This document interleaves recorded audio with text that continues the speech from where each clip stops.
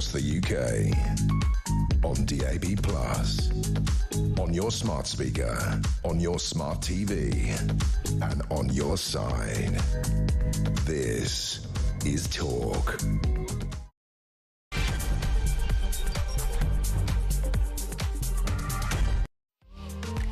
Well, a very good afternoon. This is Talk. Thank you so much for your company. I'm Peter Cardwell. Lots to discuss between now and 7 o'clock, so stay with us for all of that. Keir Starmer on the ropes. He's capitulated again. This is the fourth time in just over a month, actually, that he has done a U-turn or changed his mind on something very significant. What do you think about his latest one? This is welfare reform, and what happens on Tuesday? Who knows, will he get his bill through? Because there are a lot of MPs really not happy about that. There are lots of PIP claimants, lots of people who pay taxes as well, who pay for, of course, for all of the benefits that are put out there, that are very annoyed about this as well. We'll talk to Patrick Maguire in a second. He is the chief political commentator of The Times. I want to get your thoughts on the air about this. 0344 499 1000. I also will be talking about the 3 Palestine Action people arrested. Starmer says that he is worried about and regrets the Island of Strangers comment. We'll talk to Richard Bergen, one of his backbenchers, and indeed to Richard Holden, who's the Conservative frontbencher, about all of this. Ben Habib will join us as well, and we will look through the Sun and see what they have got for us tomorrow. Lots to discuss between now and 7. Make sure you get your voice on the air. 0344 499 1000 is the number to call. You can text me 87222 with the word talk in your text. You can tweet me at talkTV. Follow me at Peter Cardwell, or you can send me a voice note, less than a minute please if you don't mind. You can send me a WhatsApp text message, or you can give me a ring on 0344 499 1000. Lots to discuss between now and 7. Let's get started here on Talk. Right then, Patrick Maguire is the chief political commentator of The Times must-read column this morning. Patrick, it would be perhaps an Ofcom breach to read out exactly what the backbencher said to you about JFK, but maybe you could give us a summation of what your discussions with so many of these Labour backbenchers, many people who are very, very annoyed at what Keir Starmer is doing. Well, thanks very much, Peter, for reading and having me on as ever.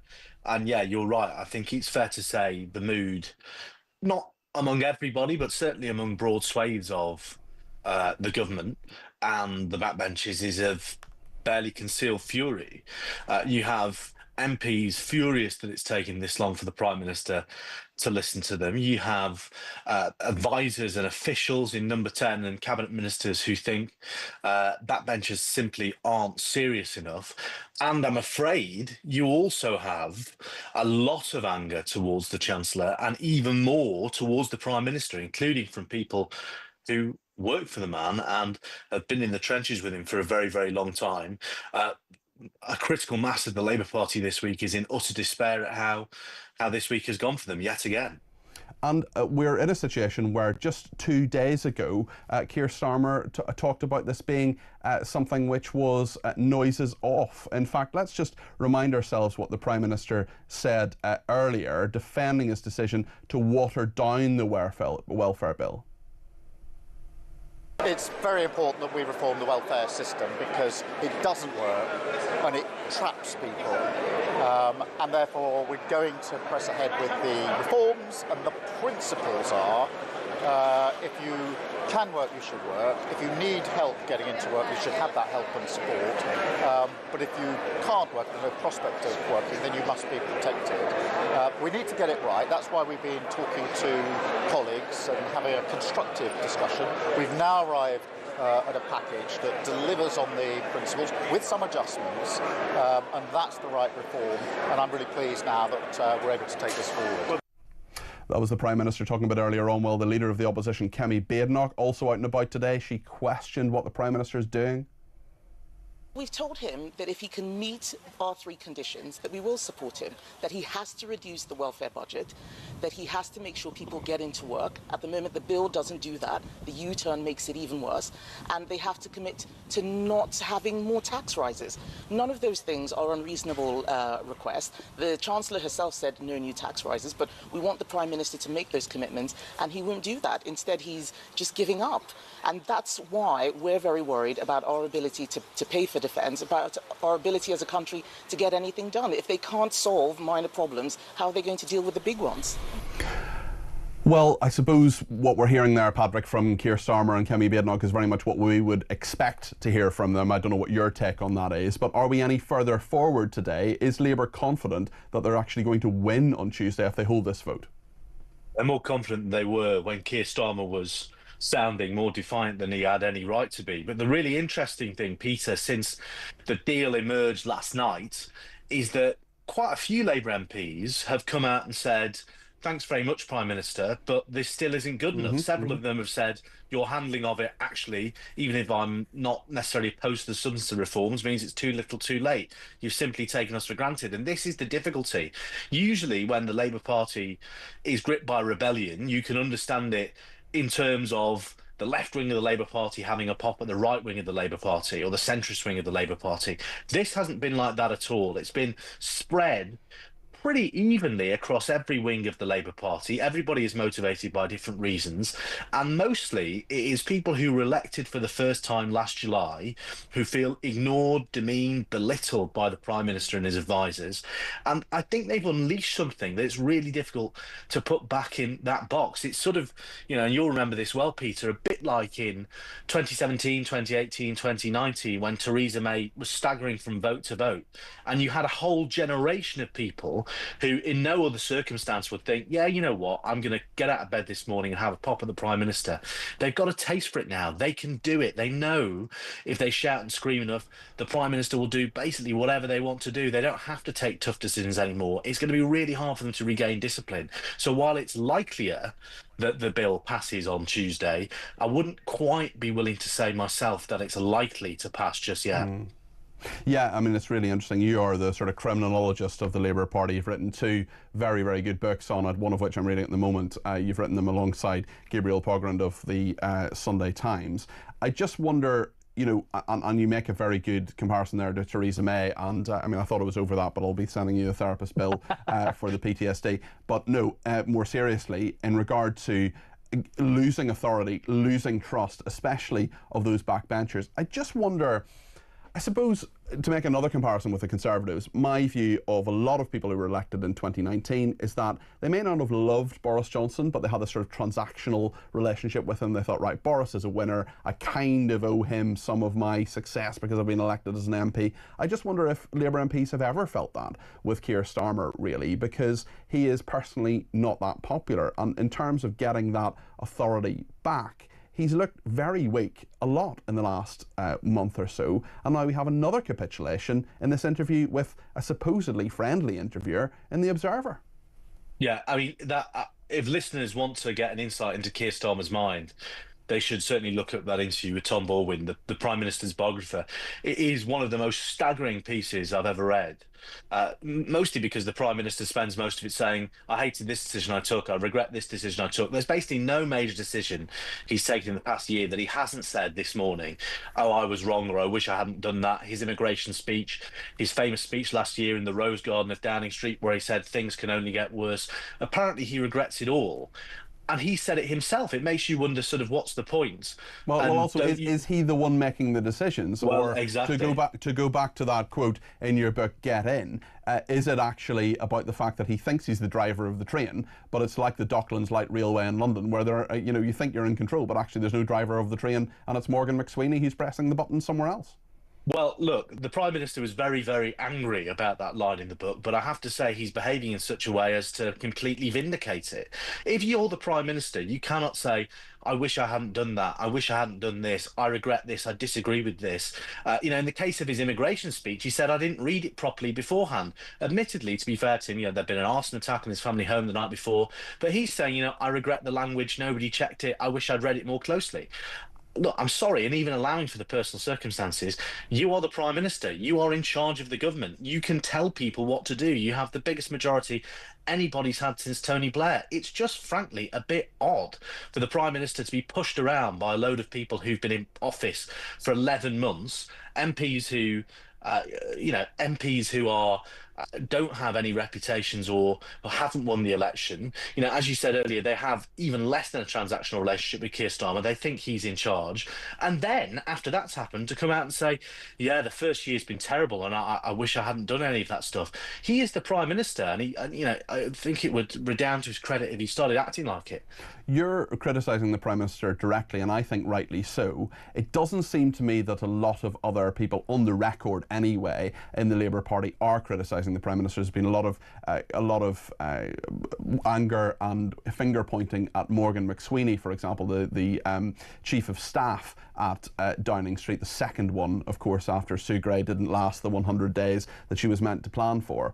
I just wonder whether that, blaming the advisors, blaming the people around Keir Starmer, is a sort of slight proxy for actually saying, hold on a second, it's your fault, but they don't want to say that just yet. I think so. Look, we've been as you say, we've been around the houses with Sue Gray before. She was blamed for a lot of things in Labour's first year. Some of that criticism was justified, some of it was overheated.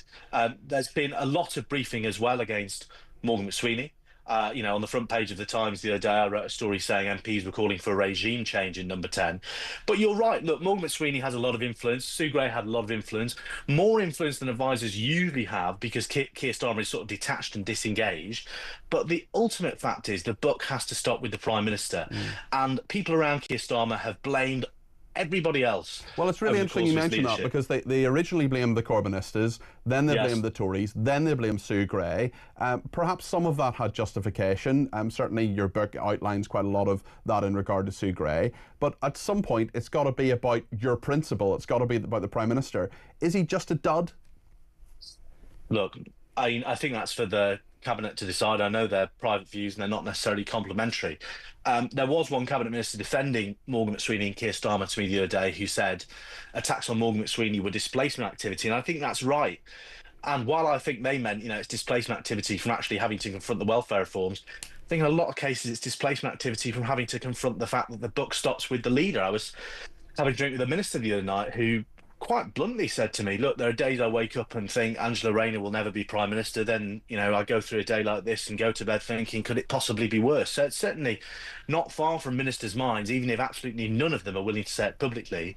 You know, we've got a big read in the Times coming tomorrow on some of these conversations among Labour MPs. And I think what stops people having that conversation is it's a difficult conversation to start unless you're sure of where it will end. And right now, what unites everybody is the sort of settled consensus that there is no suitable candidate, or no suitable candidate everybody can agree on. So that's the thing keeping Keir Starmer in office. But you know, in office, and I think on the evidence of this week, not necessarily in power. I just want to remind ourselves of what Keir Starmer said basically 48 hours ago at NATO. This is a remarkable thing for a Prime Minister to say. I want to get into it with Patrick, but this particular quote has really stayed with me over the last couple of days. Let's just play what Keir Starmer said at NATO. So I'm comfortable with reading the room and delivering the change the country needs. We've got a strong Labour government with a huge majority to deliver on our manifesto commitments, and that's the work that we did over many years to win the election. Now we start the work over many years to change the country. Having changed the party, we now change the country. And is it tough going? Are there plenty of people and noises off? Yes, of course. There always are, there always have been, there always will be. But the important thing is to focus on the change that we want to bring about. Bit more than noises off, much like Ian Duncan Smith, the quiet men were turning up the volume, Patrick. Yeah, it was much more than noises off. You could say that if, look, there were 40 MPs, 50 MPs, the guy's got a majority of 170 at the end of the day. But it wasn't noises off. It was half of every Labour backbencher, you know, 150 people and probably more than that if it had been allowed to run, basically saying, we do not trust your judgment, we do not trust the Chancellor's judgment, and you tell us to take tough decisions. Well, I'm sorry, we don't want to. You've already proven in you turning on winter fuel that if we shout and scream enough, you'll change your mind. That's what we're going to do again. And setting this pattern is really difficult for his credibility. You know, because the next time, you know, I write in my column this morning, there are two big knotty, controversial things coming down the track for Labour MPs. One of them is the immigration bill, and the Prime Minister's apparently this morning already said he doesn't like the way he was trying to sell that. And the second, very similar to the welfare reforms, the Department for Education is going to come forward and say, listen, not everybody who gets support for special educational needs now, not everyone's kids are going to get the same level of provision. Do we really think Labour MPs, having forced the Prime Minister into a big concession on this, are going to say, you know what, actually, we're satisfied with that. You can have your immigration bill, really hard line, and also we're willing to take away another set of benefits and state provision from our constituents? Of course they're not. And now they're going to know that if they shout and scream, the Prime Minister will say, yeah, fair enough, I'll do anything to avoid a big defeat. If you keep feeding a crocodile, it keeps coming back for more, as one politician once said. As a great woman once said, yeah. Well, indeed. In your column today, honestly, it's absolutely must read. I know I'm fangirling, but seriously, it really is. Inside Downing Street, and its remaining supporters must satisfy themselves with the rhetorical punishment. You write a choice line. I'm not going to read this out word for word because it is 4:20 in the afternoon. A choice line from one cabinet source, says Patrick. I cannot express the disdain I have for these people who've knocked a few doors and think they're JFK because Keir ran the best election campaign in 30 years. Another source deep inside Downing Street. It's unserious stuff from deeply unserious people. They're sounding the death knell of the Labour Party and they don't even realise it. That's what people on the inside are telling you, Patrick. Did you ever think you'd see a day like today? Frankly, yeah, it doesn't surprise me. But this quickly, no. And certainly not people expressing it in those terms. It's really, really bad. And, you know, the death knell for the Labour Party sounds like an exaggeration. Of course, it's not the death knell for the Labour Party itself. What it is the death knell for, though, is the Keir Starmer, Morgan McSweeney Labour Party that was all about taking tough decisions in the national interest, meeting voters where they were, and thinking, actually, sometimes left-wing activists and Labour MPs are wrong. You know, that was the principle, and Labour MPs have basically proven they can't put up with that anymore. Patrick, thanks for your contribution. That's Patrick McGuire, their chief political commentator of The Times. He's also the author of 2 books on the Labour Party. The most recent one is Get In.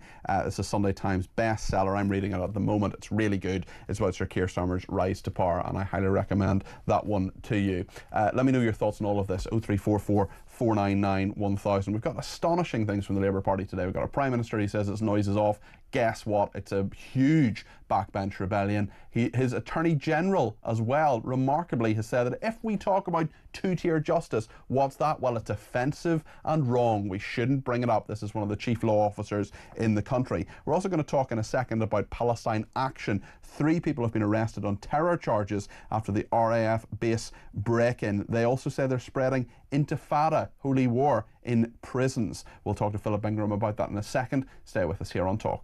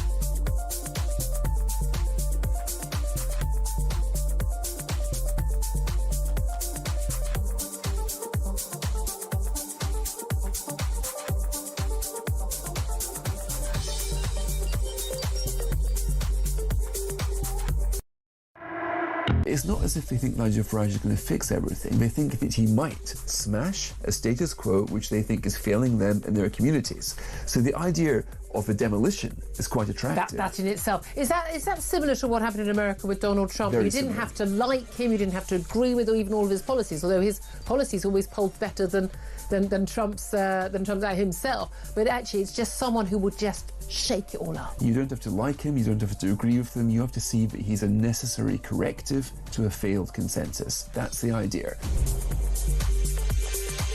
I've always said safe third country is the best way to stop the boats. If we could get a deal where French took them straight back, it's safe in France. Yeah. But we've never had that, really. I don't know what's changed, why suddenly we think we've got some new deal, but it's been tried many times before. This is not new. I think we could end up with the worst of both worlds. We know we're going to get 40, 50 odd thousand on the boats, but how many? Across the UK, on DAB+, on your smart speaker, on your smart TV, and on your side. This is Talk. Well, thank you to everybody who has been in touch. Rich says another week, government ministers rolling over like dead fish to save their jobs or petty agendas. The UK needs 50 billion of cuts, and they can't even consider to check if all of the 8 million people not working or living off the backs of others really need to. It's just managed decline.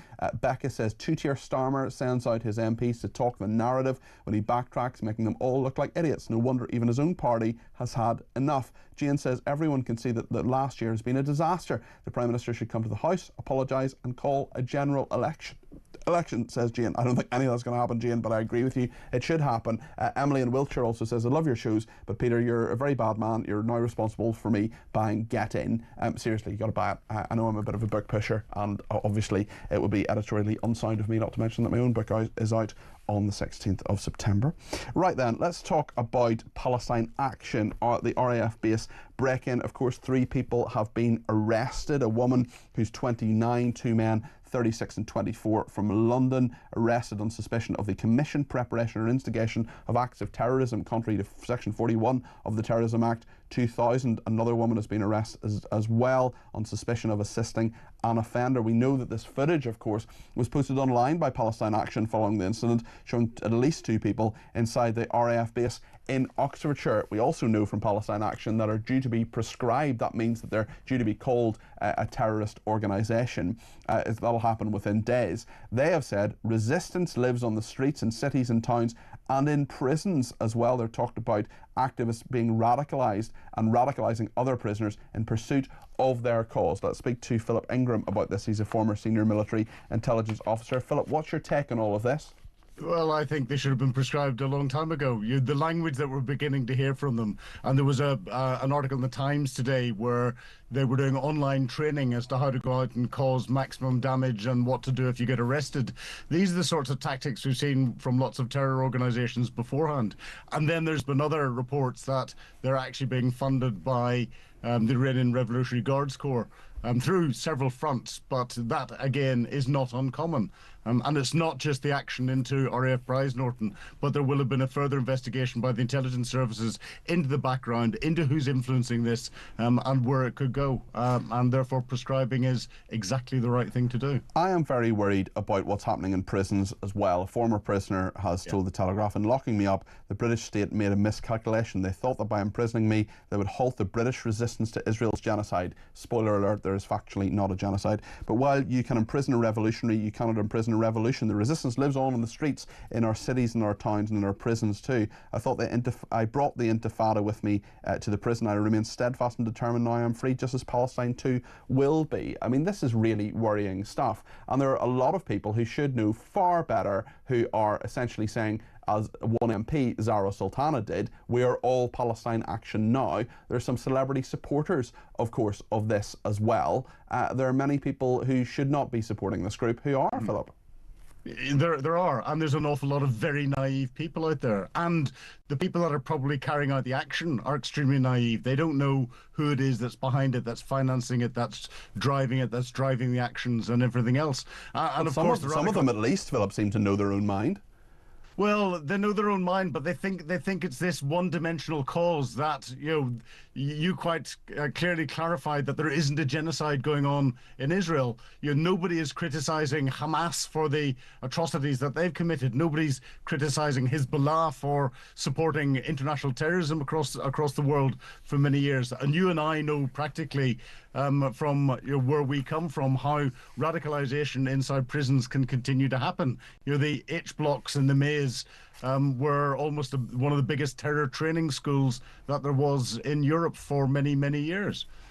It's interesting with these arrests as well. Obviously, we'll see what happens and if charges are brought. But for counter-terrorism policing South East, a spokesman said the arrest took place on Thursday, that's yesterday, in Newbury and Berkshire and in London in connection with the incident in the early hours of Friday. This does seem to have happened relatively quickly and unsurprisingly because they put it all online. I mean, there is an evidence trail that Palestine Action themselves have put online in this. And this does seem to be an increasing thing, that there is a brazenness about a number of these attacks.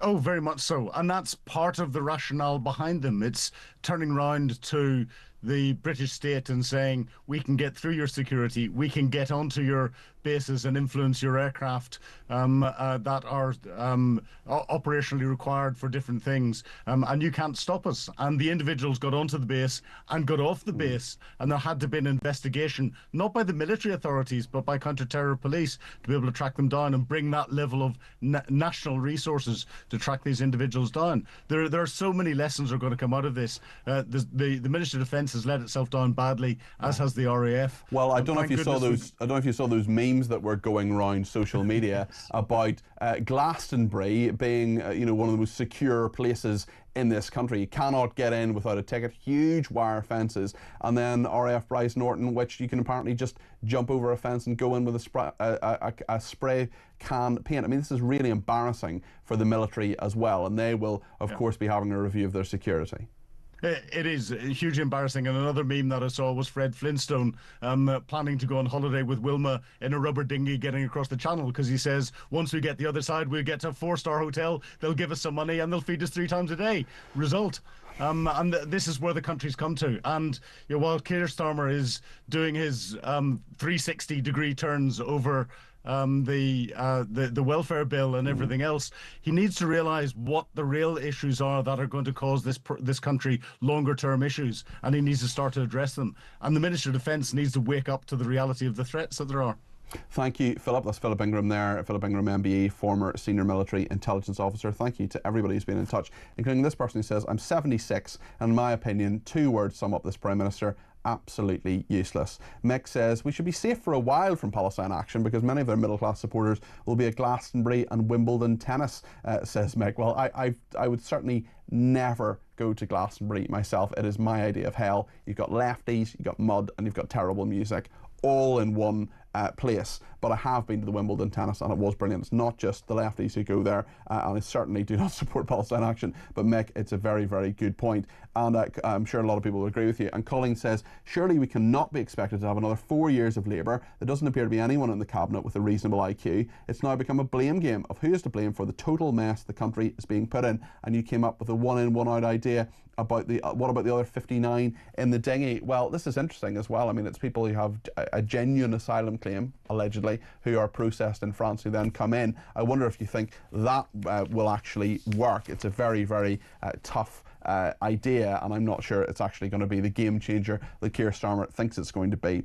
Also today, I mean, we spoke to Patrick Maguire a minute ago, but this interview in the Observer that Keir Starmer has done, the Observer, as you may know, comes out on Sunday, of course, but it's been put online already.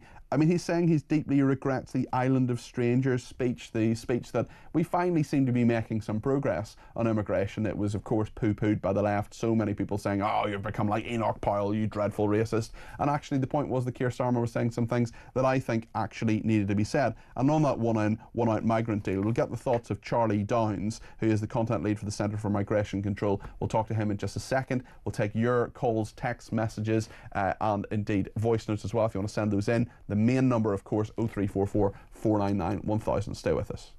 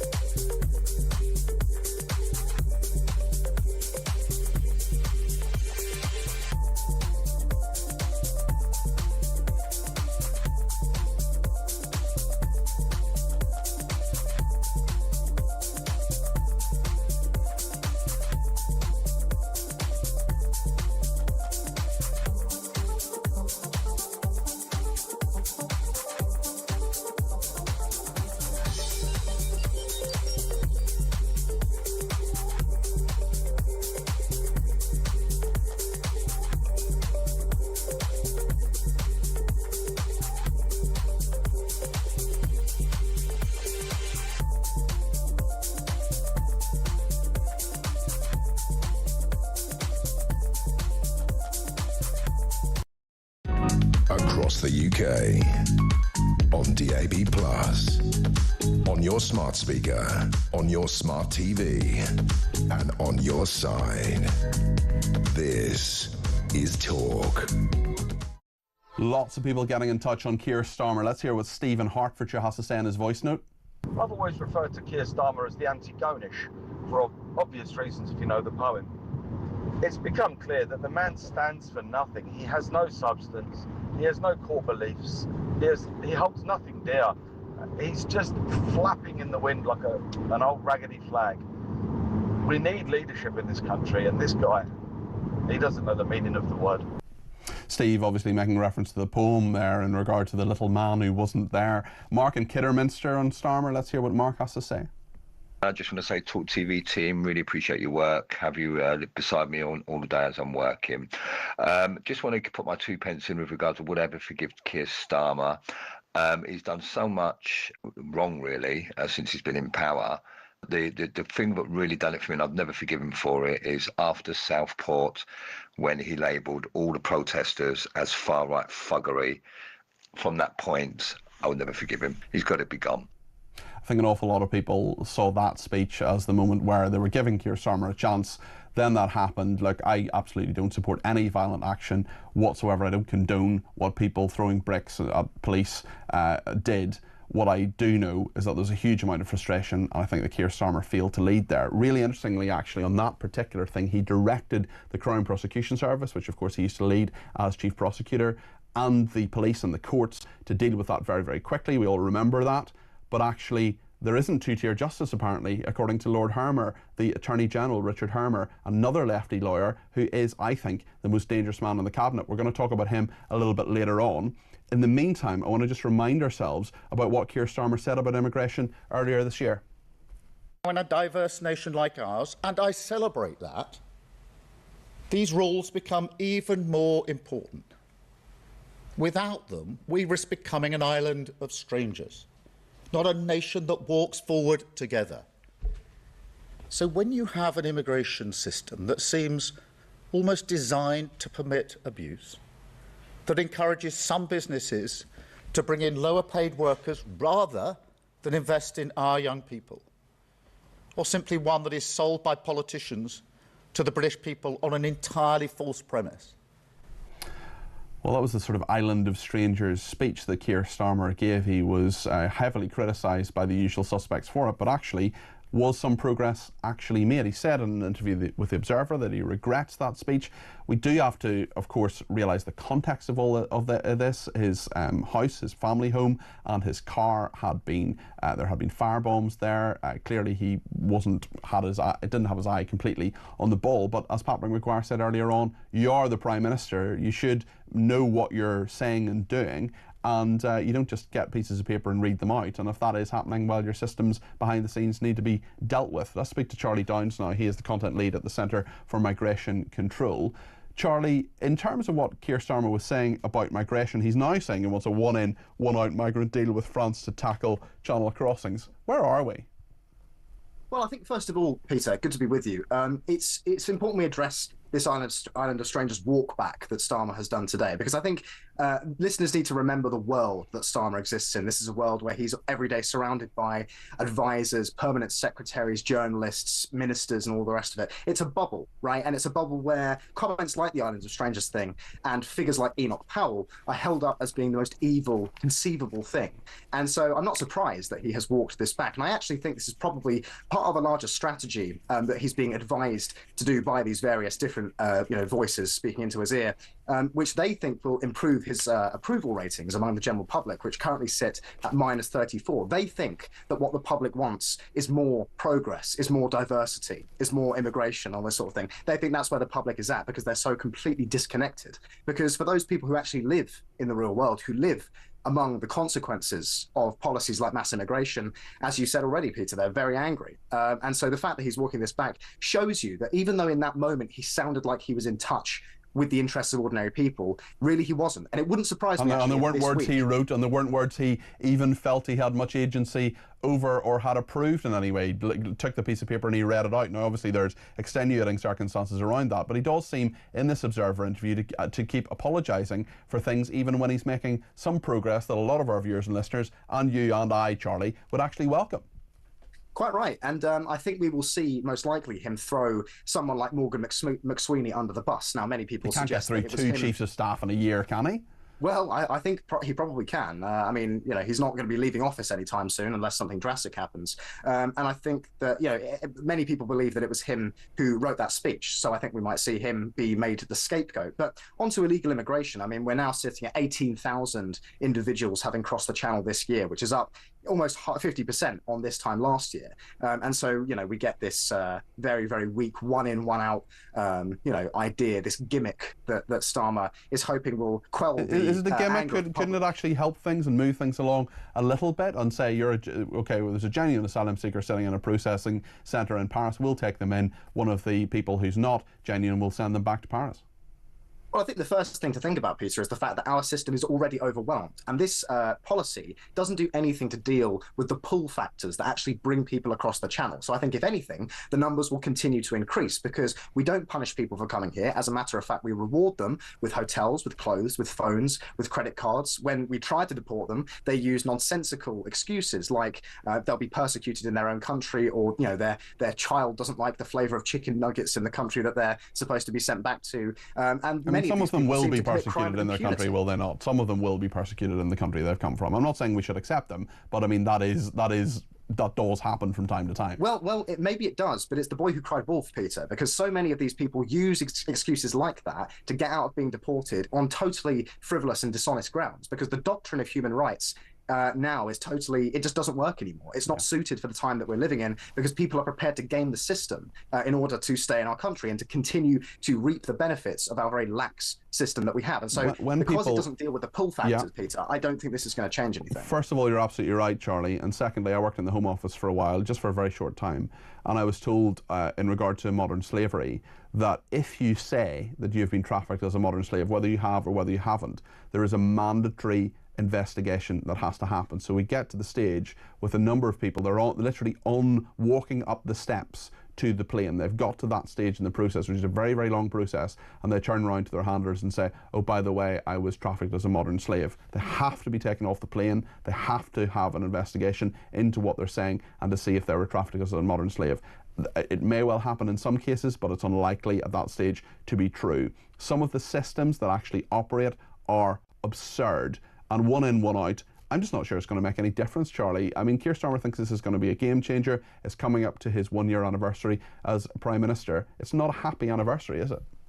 This is a huge part of the problem, is we have this sclerotic bureaucracy that governs this country and governs much of Europe, which it seems just immune to meaningful change. People can fiddle with details like this one in, one out policy, but actually fundamental change is what is necessary, because until that happens, I don't think we're going to properly be able to deal with this problem. And I would add also that despite how celebrated this bureaucratic structure is, we've lost track of 45,000 illegal migrants in Britain. Nobody knows where they are. And another point to consider, Peter, on this issue is the fact that already we're hearing talk of this being extended to the entire EU. So it won't just be France that we're taking alleged asylum seekers from, but it will be the whole EU. And you just imagine how blocked up the bureaucracy will get when we're dealing with the entire, the millions and millions of people who migrate to Europe. I think it's going to be a disaster.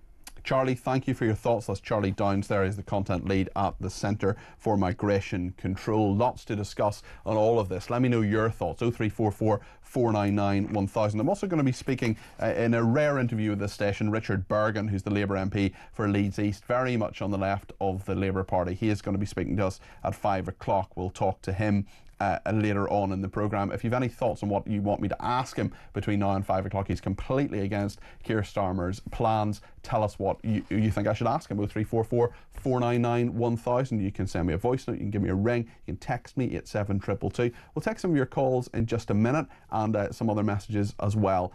So stay with us here on Talk.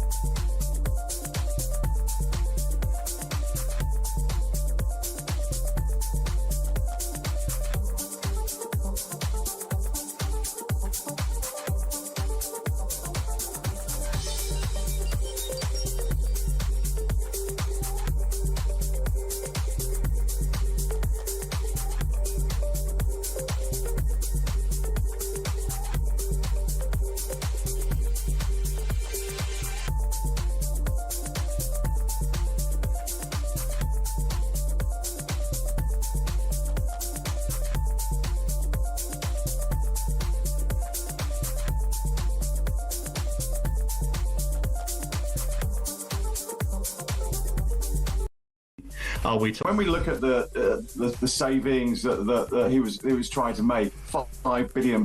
Now, it may sound like a lot of money, but in the grand scheme of a big government budget, when you're spending, effectively trillions of pounds every single year, it's kind of small fry. The fact is, she's now going to have to find some money to pay for all of this, and it looks like taxes are going to go up, or some savings are going to have to be found from somewhere.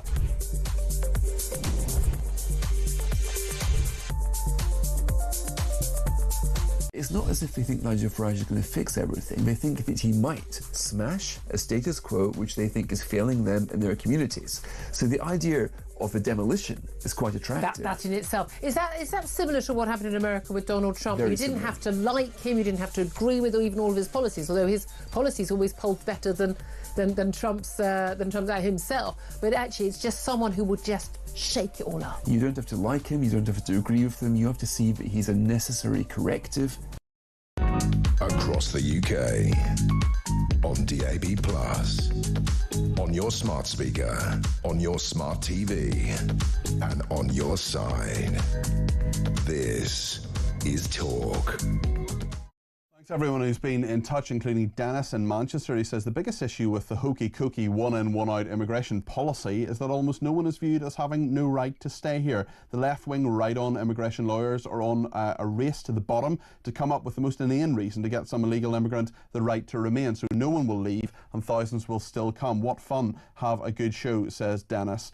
Grant says, can you ask the Labour MP if he agrees with Palestine Action being branded a terrorist organisation? Says Grant in Bradford. I am absolutely going to do that. I thought of that, Grant, but thank you for that nonetheless. Leslie says, call me stupid, but surely a Prime Minister worth his salt would contribute and read any announcement he delivers to the country, says Leslie. Yeah, Leslie, you would imagine so. On that particular day, Keir Starmer had a lot of other things going on. There was a firebomb at his house and at his car. I think we can perhaps give him some leeway, because that would be an absolutely horrendous thing to happen to you and your family. And you've got to remember that Victoria Starmer and their 2 children have not asked for a life in politics, nor has their other members of his family. He has, but the other members of his family absolutely haven't. So Leslie, you're not stupid at all. It's a perfectly legitimate question. She also says, can you name one thing that Starmer has done to help the people of this country? Maybe Jill can. She's on the line from Cornwall. Jill, I know you want to talk about migration. What do you make of this idea of a one-in, one-out deal? Well, how stupid is that? I mean, what sort of country is going to agree to take the type of people that we don't want in this country? I mean, it isn't that I want him to come up with a deal that they will agree to. I don't see why we can't just turn the blinking boats around. Other countries do. Australia, they turn the boats around, send them away. If France is a safe place for people to sort of land in, and it's part of, the sort of culture that is supposedly good, then there's no reason why we can't turn the blessed boats around and let France sort them out.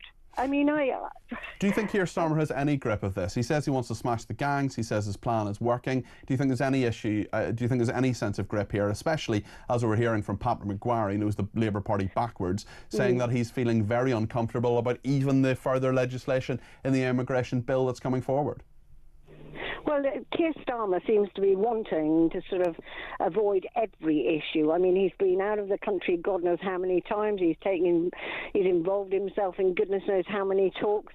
I mean, we've paid, I know it was to do with the Conservatives and what have you, but we've paid France God knows how many billions of pounds. What was that for? What was it for? And now we're asking them if they will agree to a deal where they take the people that we don't want in this country, and we'll keep the ones that are supposedly okay. I mean, how stupid do you have to be to sort of say, yeah, that's a good idea, let's go with that? Jill, thanks for your thoughts there. Let's go to Agnes in Belfast on the welfare issue particularly, and migration as well. Agnes, what are your thoughts on this? Oh, yes. Good afternoon, Peter. Yes, the steam's coming out of my ears.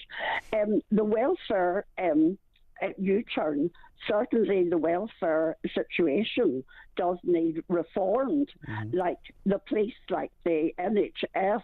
But why are all the presenters jumping up and down about this U-turn? Why are you not focusing on the migrants getting welfare, getting benefit. What's that all about? Well, we're focusing on that too, Agnes. There's the 3-hour show and there's plenty to talk about, but tell me your point and what you think should happen. Well, as I say, it does need reform. I agree 100%, but where do you start? What about the NHS? What about everything in this country? And as I say, your woman Rees, she doesn't stop. I read on Google yesterday, she's starting on the pensioners again.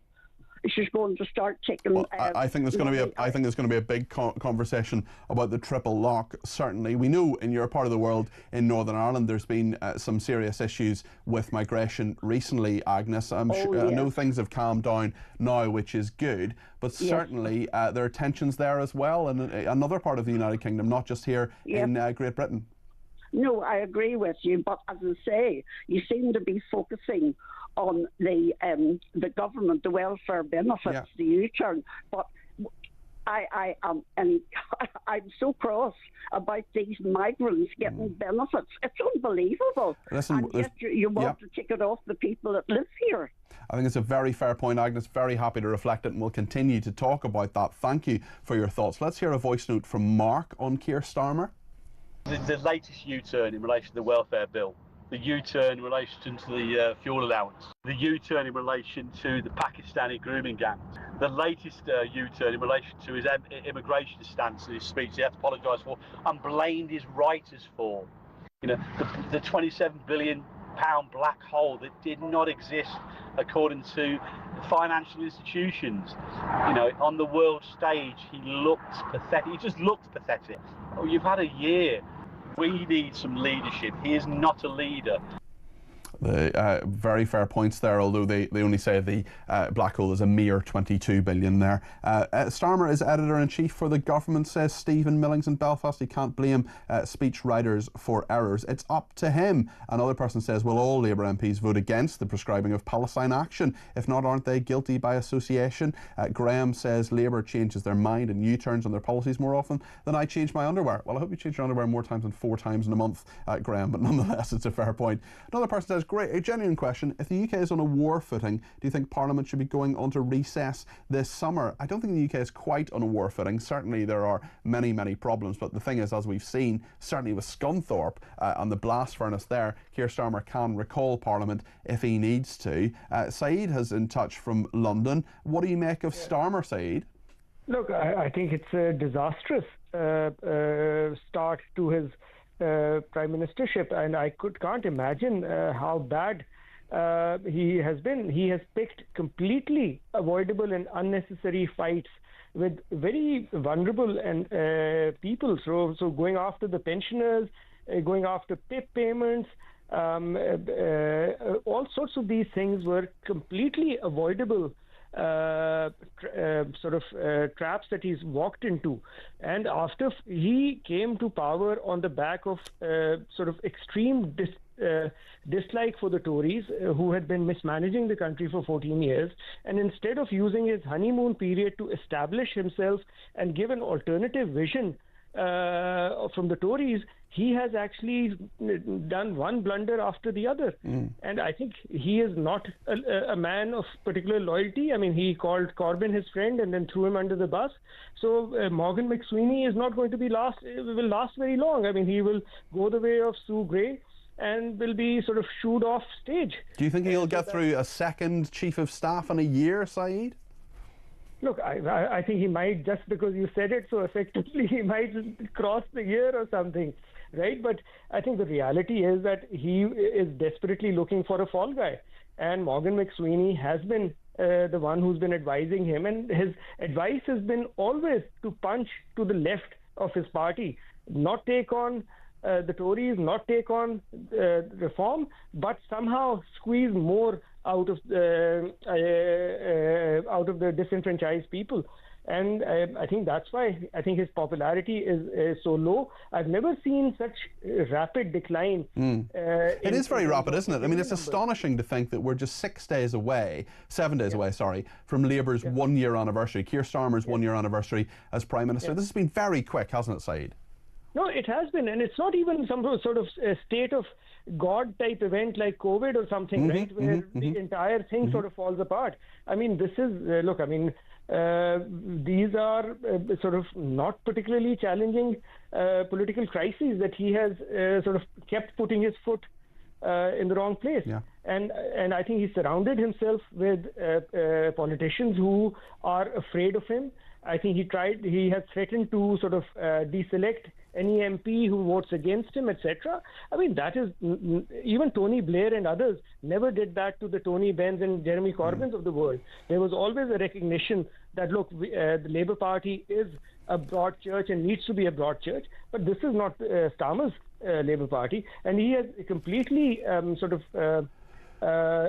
he switched or moved or dumped his long-term, lifelong Labour supporters in favour for short-term Tory voters, and those Tory voters have now decided that reform is the natural home for them.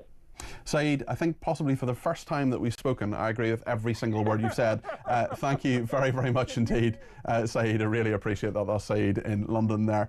Rob is in Broadway and says, on new policy, it does sound silly, but doesn't mean the number doesn't increase in total, as every new person results in one fewer. So keep a steady level. If they've got an infinite supply of people they can send back, why can't they just send them back without having to get a new one, says Rob in Broadway. Peter in Croydon says, how dumb are Palestine Action filming yourself, causing millions of pounds of damage to RAF planes? What is wrong with these people? Charge them now and send them down for a long time. Mick in Wellington says, I do not agree with your ideology, but is this for me? Yes, I do not agree with your ideology. This is to Richard Bergen, sorry. I do not agree with his ideology, but you stick to it. Unlike Starmer, who flip-flops on everything, will the left put us out of our misery and get rid of him, says Mick in Wellington. I will ask Richard Bergen in regard to the future of Starmer, because certainly Richard Bergen is very much from the Jeremy Corbyn wing of the Labour Party. We're going to talk to him in just a few minutes' time. Reg in Birmingham says, how can you remove someone to France against their will in a one-in, one-out scheme if the lawyers stop you from deporting people? It's a very good point. Some people have been deported, not very many and not nearly enough. This person says, Starmer admits he regrets his words or rhetoric regarding the island of strangers after a period of time, and we're all supposed to accept this and move forward.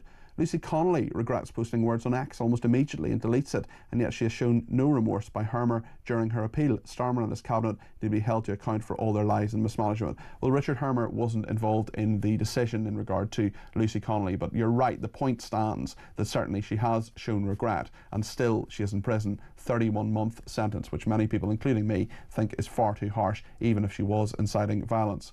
Peter in Dorset is on the line. Give me a ring on 0344 499 1000. Peter, just a couple of minutes before the news, what are your thoughts on this? Good afternoon. Hi. The situation has become desperate, and we're wondering about how society is going to cope financially, that there isn't enough money to go around for running our public services. Well, there should be teams in every town in this country, every city in this country, who are absolutely like a national vacuum cleaner, just getting hold of people who have no documentation and just cleaning them away and deporting them. It's as simple as that. As easy as they have arrived in this country, they need to go out. Now, whether it's Rwanda or wherever they've come from. And Europe is in the same position to some extent as we are. Yes, we're having boatloads of people coming across the channel, but they're also full of migrants, and the whole thing is weakening not only us, but also Europe.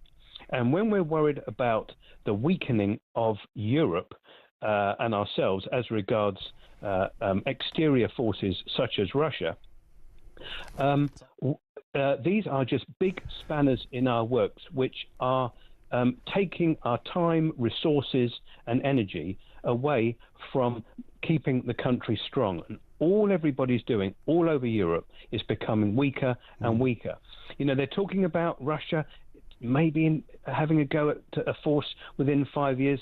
The way things are going, and the woke behaviour all over Europe, not just here, this situation has to be tackled immediately. Okay, thank you so much for your thoughts, Peter. Really appreciate that. And just in America, the US Supreme Court has issued a 6-3 ruling that's going to curb judges' power to block Donald Trump's orders nationwide. Trump has called the decision a giant win. The Attorney General Pam Bondi says it will stop the endless barrage of injunctions against the president's agenda. We'll talk about that more, of course, a little bit later. But in just a few minutes, I'm going to speak to Richard Bergen, the very left-wing Labour MP. We're going to ask him about Keir Starmer, about his future, about welfare, and indeed about Palestine action as well. Lots to discuss. Get your views in too. Stay with us here on Talk.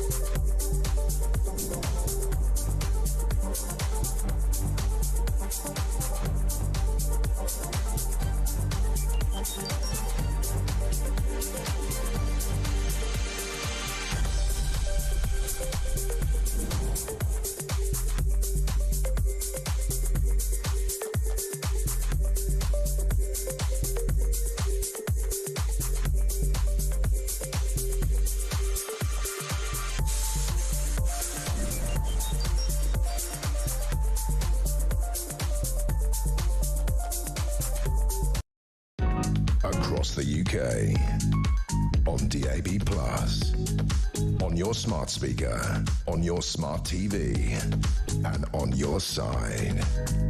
This is Talk.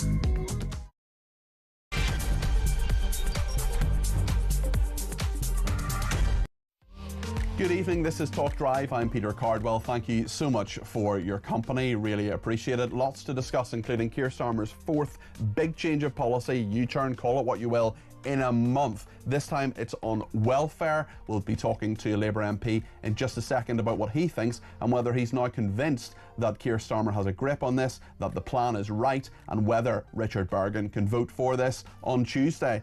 Keir Starmer earlier this week said it was just noises off. The noises have got pretty loud, and we'll be talking about that in just a second. We'll also talk about the fact that Starmer says he regrets his Island of Strangers speech, and he has a new migration plan, a one-in, one-out plan in regard to France. We'll take a look at the weather as well this hour, because it's very hot out there. There've been 47-degree heat in Spain. The UK is to hit 36 degrees as well. And the Conservatives, we'll talk to them a bit later in the programme, they say a goal summit needs to be held before birds kill someone. Seagulls are, of course, an absolute hazard. Lots to discuss on this programme. Let me know your thoughts as well and your reaction to all the interviews as they happen.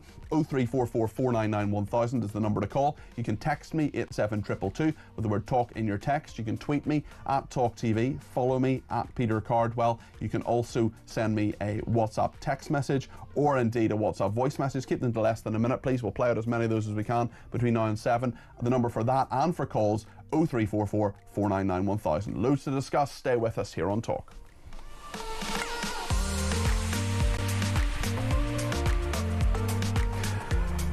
Well, having said there were noises off and that this was just a minor hiccup, and there were always people who were going to criticise his big welfare plan, the plan that was meant to save £5 billion, well, the Prime Minister has done a major U-turn on this. He's also said in an interview in The Observer that he regrets his speech where he talked about Britain becoming an island of strangers. He was heavily criticised for that at the time. He says he regrets many things about the last year. Labour is in serious turmoil. Who is in control here? Well, I think it's probably the backbenchers of the Labour Party. We're going to talk to one of them in just a second. Richard Bergen standing by. Let's just remind ourselves about what the Prime Minister said earlier today, defending his decision to water down the welfare bill. It's very important that we reform the welfare system because it doesn't work and it traps people. And therefore, we're going to press ahead with the reforms, and the principles are if you can work, you should work. If you need help getting into work, you should have that help and support. But if you can't work, there's no prospect of working, then you must be protected.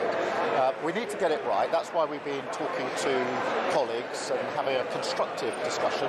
We've now arrived at a package that delivers on the principles with some adjustments, and that's the right reform. And I'm really pleased now that we're able to take this forward. That is a big change from what the Prime Minister said at NATO just 2 days ago. So I'm comfortable with reading the room and delivering the change the country needs. We've got a strong Labour government with a huge majority to deliver on our manifesto commitments, and that's the work that we did over many years to win the election. Now we start the work over many years to change the country. Having changed the party, we now change the country. And is it tough going? Are there plenty of people and noises off? Yes, of course. There always are, there always have been, there always will be. But the important thing is to focus on the change that we want to bring about. Well, big changes even from then in 48 hours. Richard Bergen is the MP for Leeds East for the Labour Party. Good evening, Richard. Evening, Pete. How are you? I'm very well, thank you. Are you now in a position where on Tuesday you can vote for this bill? I'm afraid not. The concessions that have been gained by the hard work of some of the select committee chairs. But the reality is, from my point of view and the point of view of many of my colleagues on the Labour backbenches, it's a bad bill. And even with some of the concessions, it's still a bad bill, but not quite so bad. It's still taking billions of pounds away from disability support. We think that's wrong. I agree with what Keir Starmer said in your package just now about the 3 principles that should inform welfare policy. But the truth is, this bill isn't fundamentally about those 3 principles. This bill is fundamentally about trying to save money.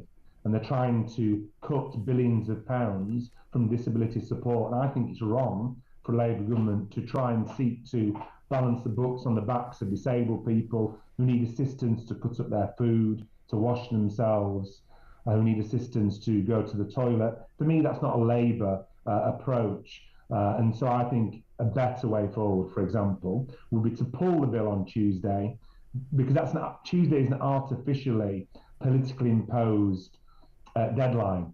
What the government should do is pull the bill on Tuesday, go back to the drawing board, and in partnership with disabled people and others, redesign our welfare system so it actually works for people. Okay. Instead, the government are treating it like a political problem that needs solving by Tuesday, when in fact this should really be about solving the problem of ensuring that the welfare system works for people. Is there a solution to the fact that there is a huge welfare bill that involves saving money in your mind? Well, I don't think that the government should be seeking to balance the books by welfare cuts. Now, the government. So you don't think there should be any welfare cuts? I don't want to put words in your mouth, Richard, but I just wonder, is there any way to get the welfare bill down? Well, for example, if you look at the amounts of money going to landlords through the benefit system, I think that could be brought down. And one of the main reasons it needs to be brought down and could be brought down is there hasn't been enough social housing built. I mean, I was looking at the figures actually.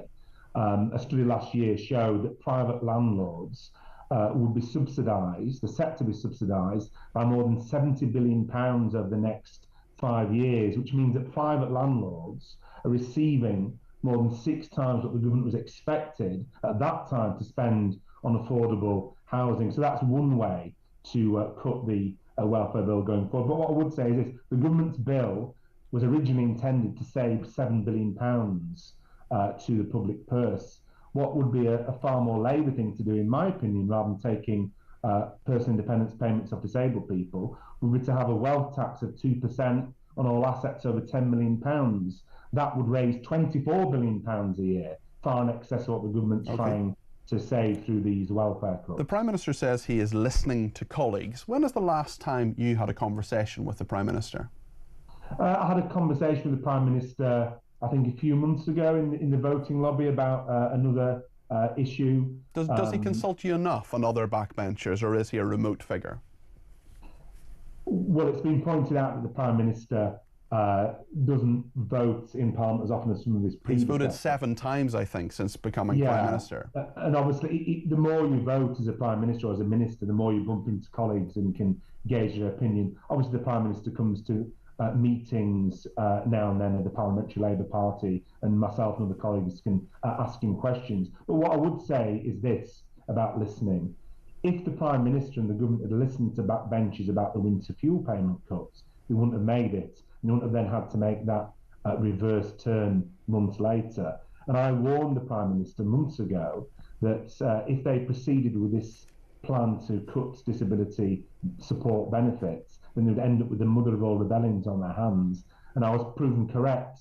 Around 130 MPs, Labour MPs, signed that amendment to vote down the bill on Tuesday. Concessions have been made since that I don't think go far enough, because it's still taking billions of pounds from disability support. But I think if a Prime Minister and a government listens to backbenchers more, because we get to speak to our constituents more than the Prime Minister has other duties at home and internationally, then we can help the government to avoid getting it wrong and help to avoid the government having to do U-turns.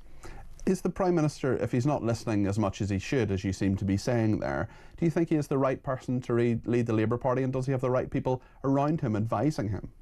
Well, he was elected with a big majority at the last election. That's not the same thing. The pressure is now on the Labour government to actually deliver. Next week, it marks a year since we were elected. And are you proud of Labour's record over the last year, Richard?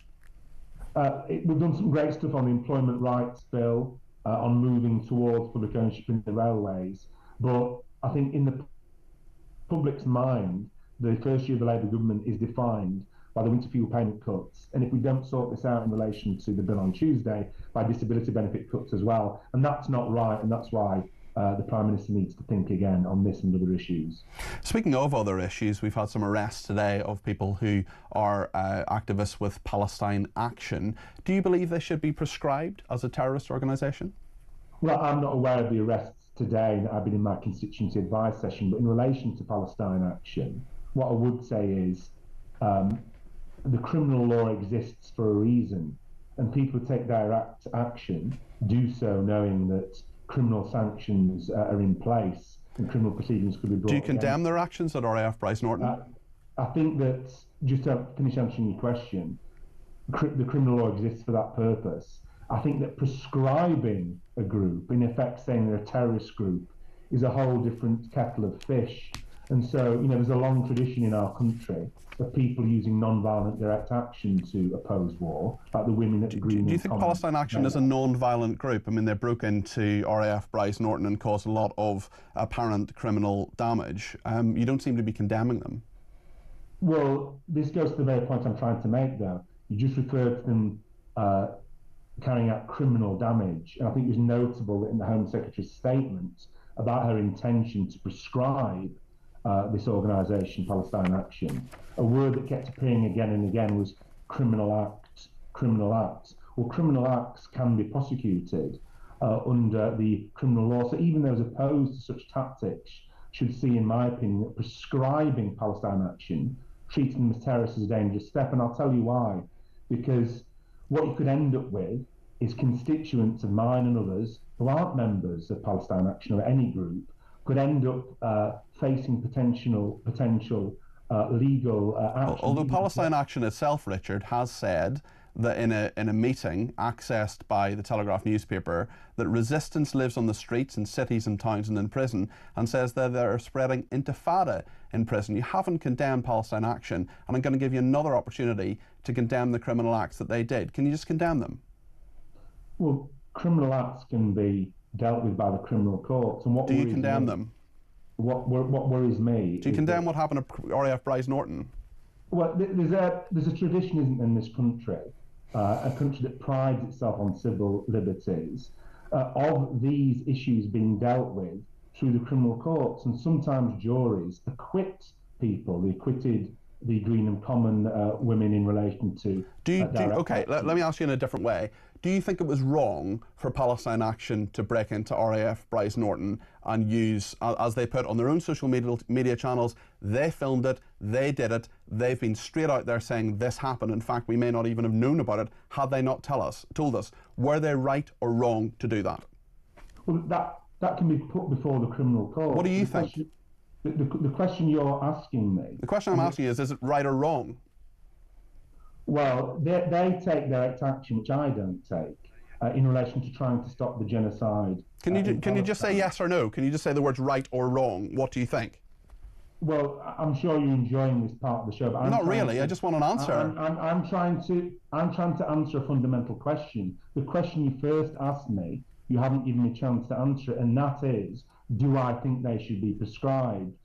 That's what's going to happen when the Home Secretary brings an order on Monday, and there'll be a vote potentially on Parliament on Wednesday. I can say very clearly to you and your listeners that as someone who believes in civil liberties and someone who believes that the criminal law is there to deal with acts of criminal damage, I'm very concerned of the implications of prescribing an organisation. I don't think people need to be a supporter of an organisation to say there can be concerning implications if they're treated as terrorists. Now, most people listening to this show will think, and most reasonable people think, that a terrorist organisation is an organisation that does horrific things like shooting people. Well, they said they want to spread intifada in prisons. Okay, Richard, I think we've established. Okay, I think we've established that you're against them being prescribed. I think we've dealt with that. What I want to get an answer on now, which you haven't given me so far, is whether you personally think it is right or wrong that Palestine Action broke into RAF Bryce Norton and did what they did. What I think is far worse than any criminal act. Why won't you tell me?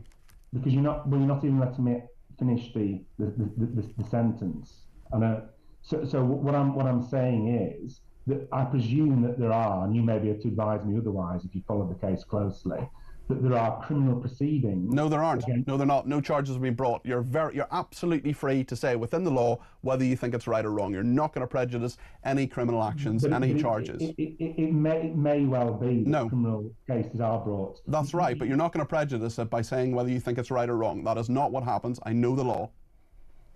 Oh, great. So the issue is, in my opinion, that the criminal law is there to deal with acts and allegations of criminal damage. To say that an organisation should be prescribed as terrorism is not the same thing. It goes against traditions of civil liberties. Okay, we've established that. What I'm failing to establish, Richard, is whether you think it's right or wrong what Palestine Action did. I'll just ask you one more time. Do you think it's right or wrong what Palestine Action did when they broke into RAF Bryce Norton? I think the greater, in my opinion, the greater wrong than any criminal damage that's been done in various incidents across the country is the genocide that's taking place. It's not a genocide. It's not a genocide.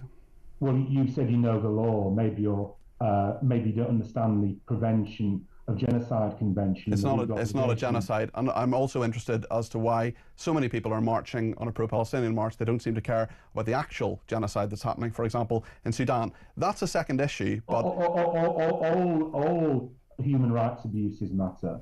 All lives. Does the law matter? Does the law matter in this country? Because you haven't said whether you think Palestine Action is right or wrong to break into RAF Bryce Norton. and the courts determine the law in the same way. No one's disputing that. I'm just asking you whether you think it's right or wrong. I can't really ask. I'm gonna, you know, we're not getting anywhere here.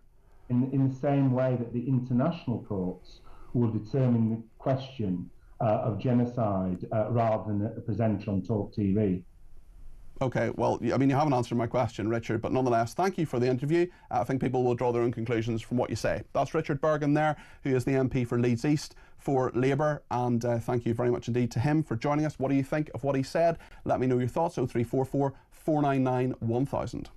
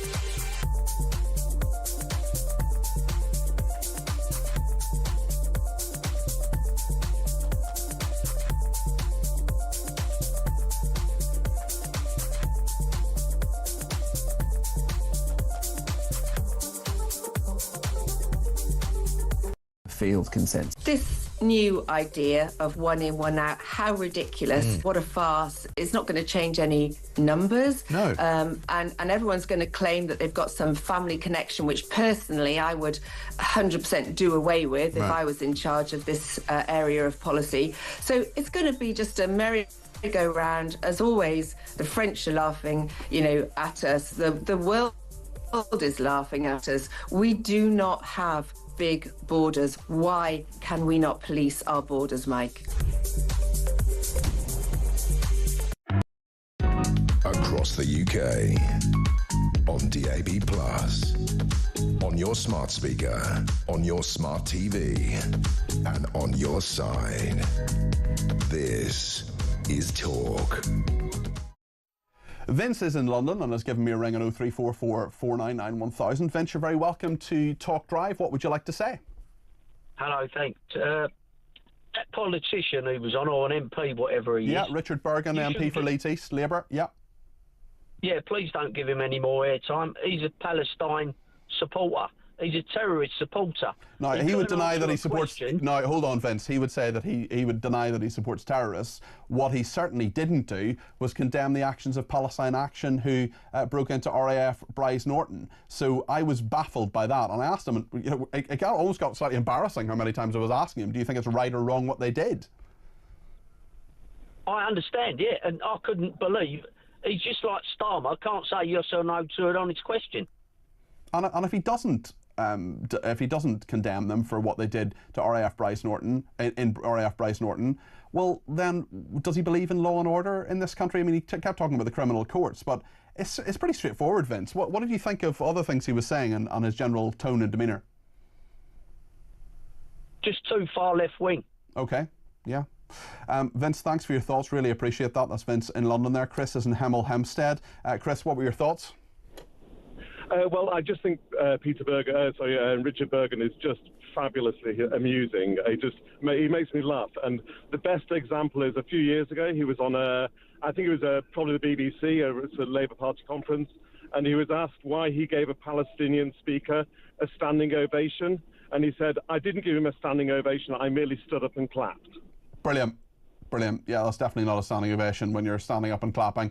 Definitely not. He is an interesting character, certainly, and a lot of what he was saying I totally disagree with. Obviously, it was interesting to talk to him about the Labour Party. You know, fair enough for him for coming on, but I do question that we have members of Parliament who won't condemn what Palestine Action did at RAF Bryce Norton. What do you think of that aspect, Chris? Well, I think it's just fairly obvious why he won't, because ultimately, you know, he has a vested interest in a certain constituency of voters, and he doesn't want to upset those people. So he's gonna have that perspective, and he's gonna avoid condemning anything associated with that particular constituency. I mean, in fairness to Richard Bergen, he has been, you know, pretty much a lifelong supporter of the Palestinian cause, but I do find it strange that, first of all, he says this shouldn't be prescribed. I think we just had a reasonable disagreement on that. I think Palestine Action have said and done things that very much lead to us into a position where they should be prescribed.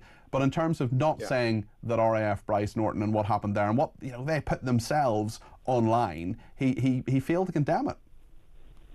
No, and like I say, I don't think he ever would condemn it, you know, and like, as you rightly point out on air, I mean, the idea that he's trying to avoid prejudicing something which can't be prejudiced because there are no legal proceedings. No charge. You're absolutely right. You're absolutely right, Chris. And people, and politicians in particular, but lots of people hide behind this all the time and say, whoa, legal proceedings are active. Legal proceedings aren't active. No, there are no charges. No charges have been brought. Sorry, Chris, I interrupted you. Over the last 12 months. Yeah, over the last 12 months, that's just happening on a almost unbelievably regular occurrence now. That, you know, the legal precedents, and we don't want to prejudice, blah blah blah. Quite clearly, just a way of not actually saying anything to upset that particular constituency. Yeah, it's also interesting when organisations, Chris, say that they won't comment on individual cases. The BBC said that recently. Well, they've commented quite a lot on Hugh Edwards.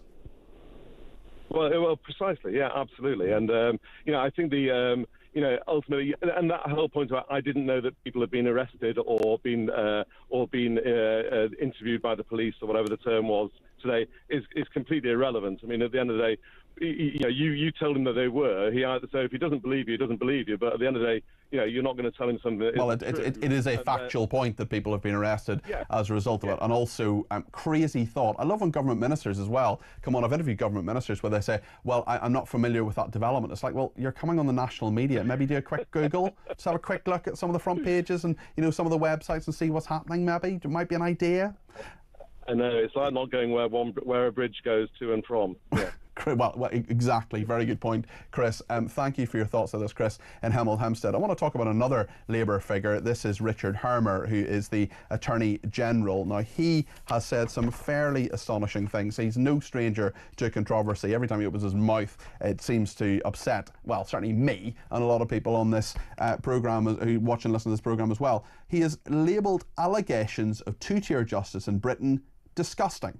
This is the Attorney General, who said the criticism widely used by Conservative and Reform UK politicians on this station is offensive to police, prosecutors and judges applying the law.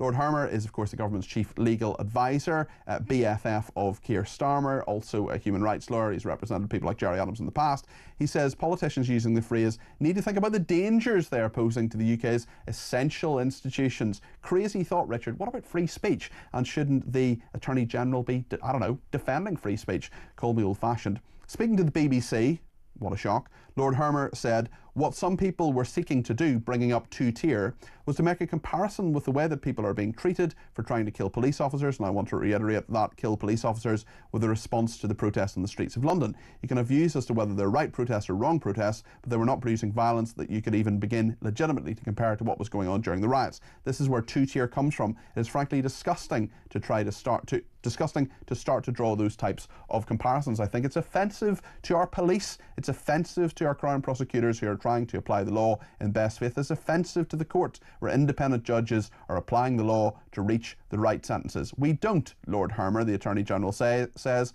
have a two-tiered justice system. We have one justice system that is an independent justice system, and I think we all need to get behind it, not seek to undermine it. Lord Hermer, what planet are you living on? Peter Bleksley is here to add some common sense to this absolutely absurd debate. He is a former Metropolitan Police detective and our crime commentator, I should say, on this station. Peter, I mean, I'm just open-mouthed of this nonsense. What do you think? Good afternoon. In the same interview, that clown Hermer describes himself as a progressive. Oh, here we go again. Yeah. The liberal, intolerant progressives are getting their knickers in a twist about an expression that they don't like. In fact, this week, I heard former Deputy Assistant Commissioner Neil Basu, formerly of the Metropolitan Police, he too was getting very hot under the collar about the expression two-tier policing. The progressive liberals don't like it. All the more reason I would suggest that people should use it. We just see what's going on. We see them. They know. We've noticed this. We've seen it. We're calling it out. We're saying that there are serious problems in our policing system, in our justice system. You've been at the forefront of this criticism, Peter, as have a number of other people. There is clearly, demonstrably, a two-tier policing and justice system in this country. It is as plain as the nose on my face. And here we have Lord Hermer denying it. It's gaslighting. It is. Lucy Connolly wrote a revolting treat, which I utterly condemn, and was sentenced to a hugely disproportionate sentence of 31 months in jail. Just a few days ago, a man is convicted of rape, yes, rape, and gets 28 months. Now, I defy anybody to blame people for saying we've got a two-tier justice system. There are rampant inconsistencies in sentencing. So much of it is too fluffy, flaky, and not long enough. And there are rampant inconsistencies in how the police apply the law, depending upon who it is that they're trying to arrest. Yes, I mean, I agree with every single word of that. This is someone, of course, who has represented Gerry Adams, Shamima Begum, Osama bin Laden's right-hand man as well. He would say, certainly, that those people have a right to have legal representation. I totally agree with that. What I don't agree with is that you necessarily have to represent these people. The cab rank rule with barristers is always used. How concerned are you, Peter, that we have an Attorney General who is saying these things, someone who is the chief legal advisor to the government? Well, what has been clear in the last few days is that I think he believes that America's action upon Iran, the recent stealth bombing raid, was illegal. Hence the reason nobody from the government will speak in support of that. I bet that is how Hermer has interpreted international law, and he's advised Starmer, I suspect, accordingly. This is the danger of these intolerant progressives who, in the last 30 years, have found their way into every corner of public life, the public sector, I should say, and they are all behind the whole DEI intolerance, this whole intolerant, liberal, woke kind of thing, where they want to control the language, control the workspace, and control behaviour.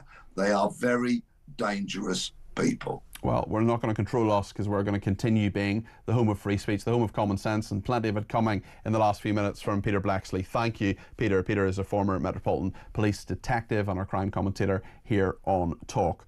Quite a few people getting in touch about Richard Bergen. I am stunned, says JB in Plymouth, listening to that MP, Richard Bergen. Frankly, he sounds like someone who should be sacked. He's obviously supporting what I consider to be an act of terrorism. I feel speechless. Listening to him made me feel physically sick. Obviously, he would deny supporting terrorism, I'm sure. But I did ask him a number of times. Someone's calculated it 6 times. To be honest, I actually lost track of how many times I asked him the question. He said, "Oh, you're enjoying yourself." I wasn't enjoying myself. I wanted an answer. I wanted him to tell us what he thought. whether it was right or wrong that that happened. LC says that Labour MP who you were speaking to about Palestine Action has highly questionable loyalties to this country and its citizens, something I'm sure Richard Bergen would also deny, just keeping us all on the right side of the law here. Derek says politicians that try to avoid giving a straightforward answer to a question should be cut off. You're wasting my viewers and my time, says Derek. I certainly felt my time was being wasted as well, Derek, but I wanted to be fair to him. I wanted to give him a chance to just answer the question, and I do find it bizarre that we have a member of Parliament who can't say whether what Palestine Action did, what they filmed themselves doing. There's no question over whether the fact it happened.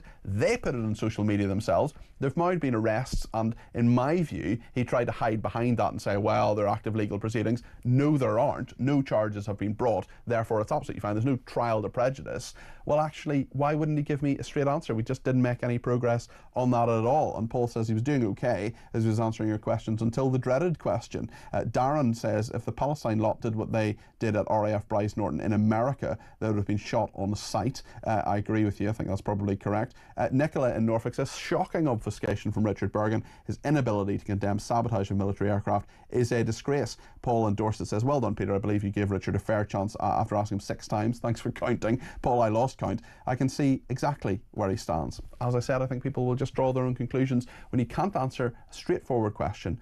Palestine Action, what they did at RAF Bryce Norton, right or wrong? I know what side I'm on that. It was completely wrong. It's really straightforward. I was baffled, as a number of our viewers and listeners have been, at Richard Bergen not being able to answer that question. We'll take some of your thoughts on this and other matters as well in just a second. If you want to get your voice on the air, 0344 499 1000.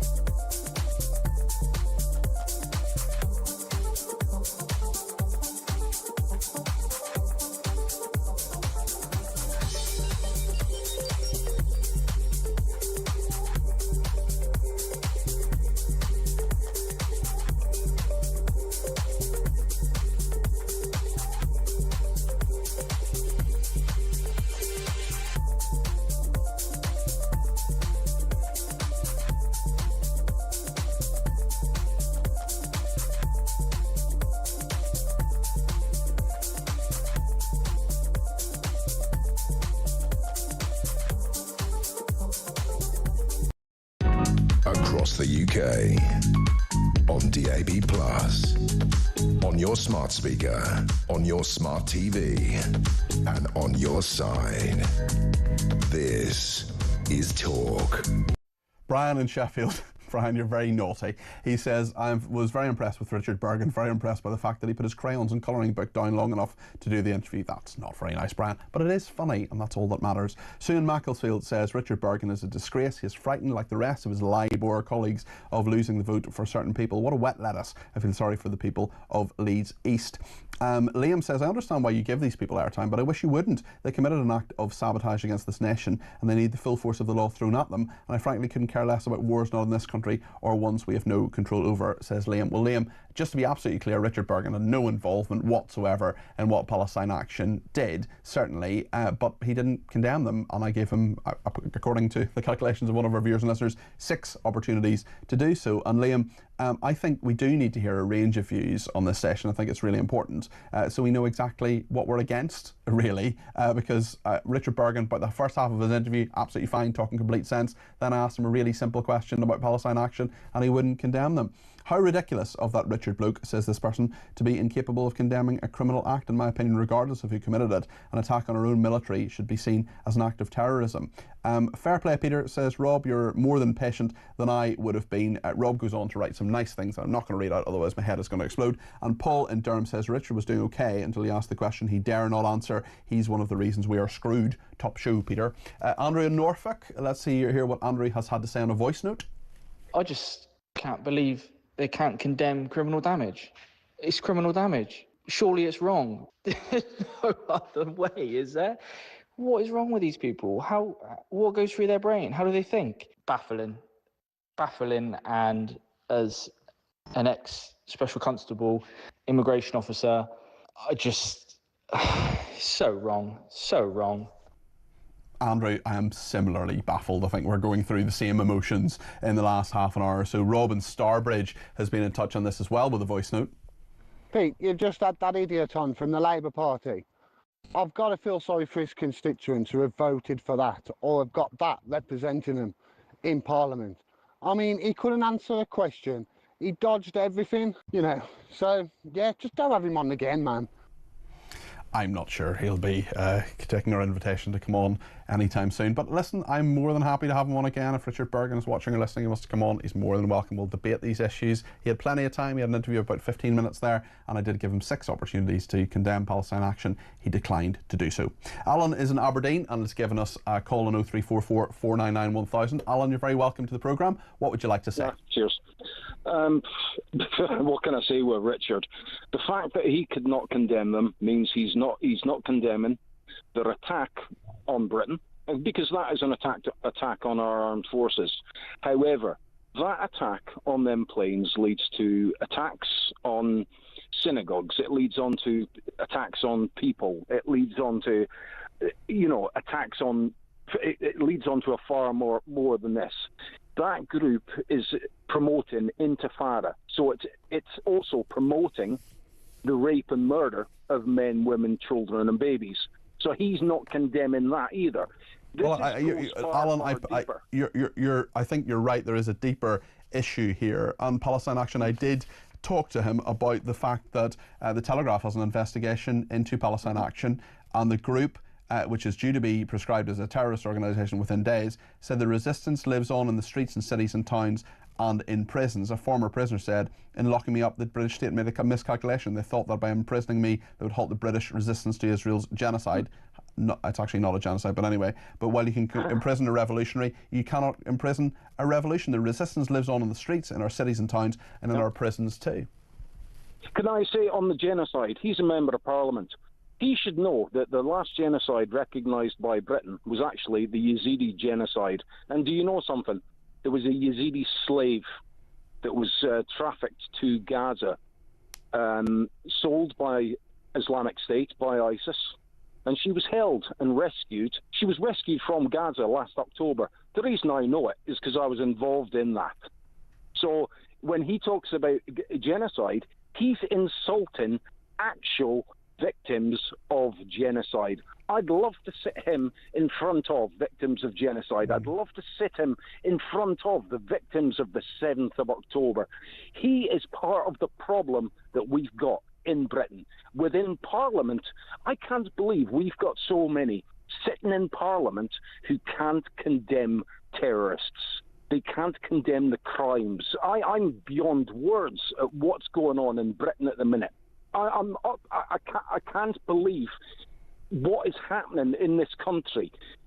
I'm so ashamed, I'm almost ashamed that we've got so many people supporting jihadists, supporting intifada, and all that comes along with that intifada. And it won't stop at the Jews. It'll be you and me next. It'll be your wife, your daughter they come for next. I'd love to swap these people for Iranian women. Let's do a swap and send Palestine action across to Gaza, across to Iran, and let's get some people who actually would appreciate democracy and freedom. Alan, really powerful. Can't disagree with any of that. And thank you very much for it. That's Alan in Aberdeen. All I want to say is I'm just keeping us all on the right side of the law here. I'm sure Richard Bergen would deny that he has any support for Intifada or jihadis. And I just want to be absolutely clear on that point. In terms of the thrust and the tone of what Alan was saying, I cannot disagree with a single word in terms of his sentiments anyway. So it is very, very much something that I agree with. And I think that there is a lot of anger in this country, and there's a lot of anger that people like Richard Bergen and others as well can't just straightforwardly say what is right and what is wrong. Simon's been in touch and says, pity Keir Starmer doesn't U-turn with a Seagulls silence. That would save us a few quid. Jamie says, does the Island of Strangers apology count as a U-turn? He previously did double down on it. Yes, I'm counting that in the 4. So there are 4 of them in the last, just the 4 U-turns in the last month.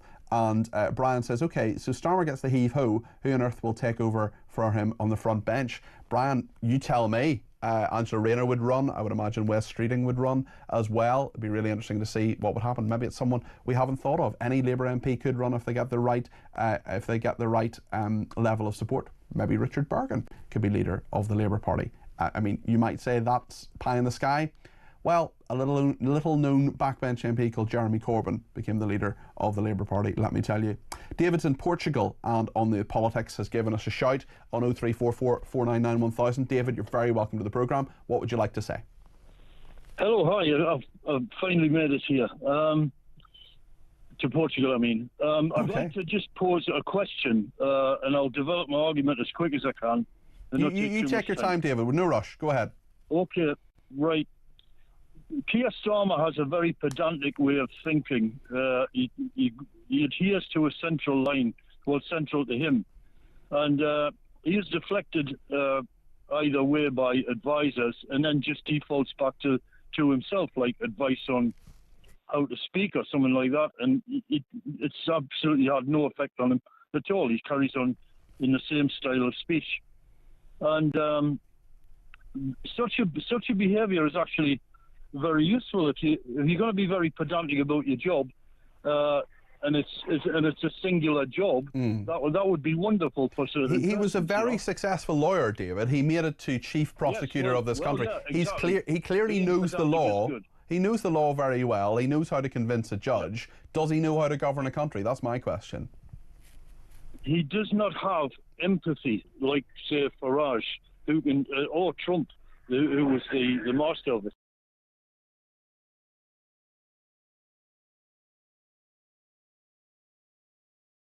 I don't know, David. Clearly, David, there are some issues in regard to Keir Starmer in terms of how he communicates. Thank you for your thoughts on that. That's David in Portugal. Stephen is in Cambridgeshire and has some thoughts on Palestine action. Stephen, what would you like to say? Hello, Peter. You handled Richard Bergen very well. Thank you. It wouldn't be the first time that he's been caught out defending anti-Israel, comments and things like that. Yeah. My bigger question is, I was watching last night. It's probably a bit of a traitorous thing to do to your show, but Patrick Christie on GB News. Okay. Regarding the migrants, he has passed information through to the government regarding pick-up points, drop-off points, because they've had somebody infiltrate the gangs. And he actually had one of the people smugglers contact him, and he was putting pictures of weapons on.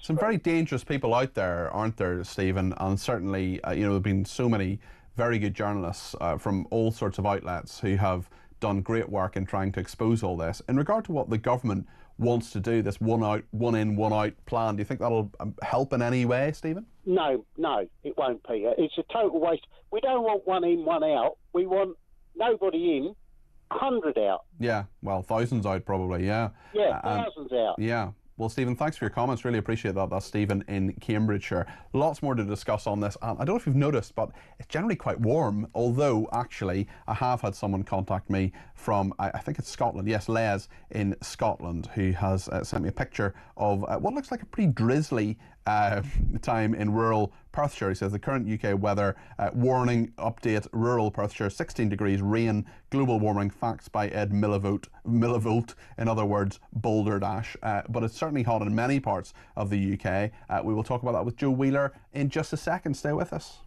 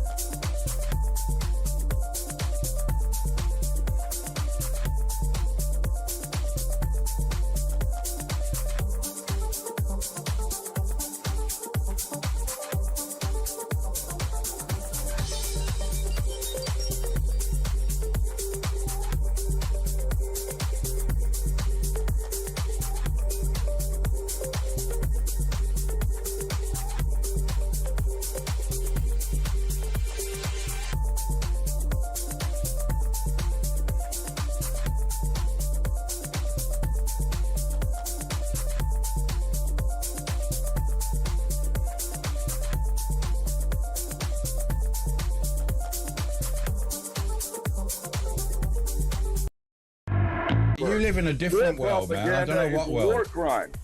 By that logic, you two are guilty. Are we war criminals now? Should we be in front of the Hague? All the evidence. Well, let's go and give ourselves into the Hague. I've asked you two bloody questions. Maybe you should run us into town like John Wayne. Stop. Howdy, partner. I've asked this bloke on. I've asked him 2 bloody questions, and now I'm a coward, war criminal, chicken hawk, and he's going to beat me up, right? In what way are we not broadcasting someone who's having mental health problems? Cut him off. I don't want it anymore. Across the UK, on DAB+, on your smart speaker, on your smart TV, and on your side. This is Talk. Stephen has been in touch on Twitter. He says, we have the Conservatives, then a Labour government. We now have a backbenchers government. Their collective strength is out of the bag. It will be very difficult to put it back in.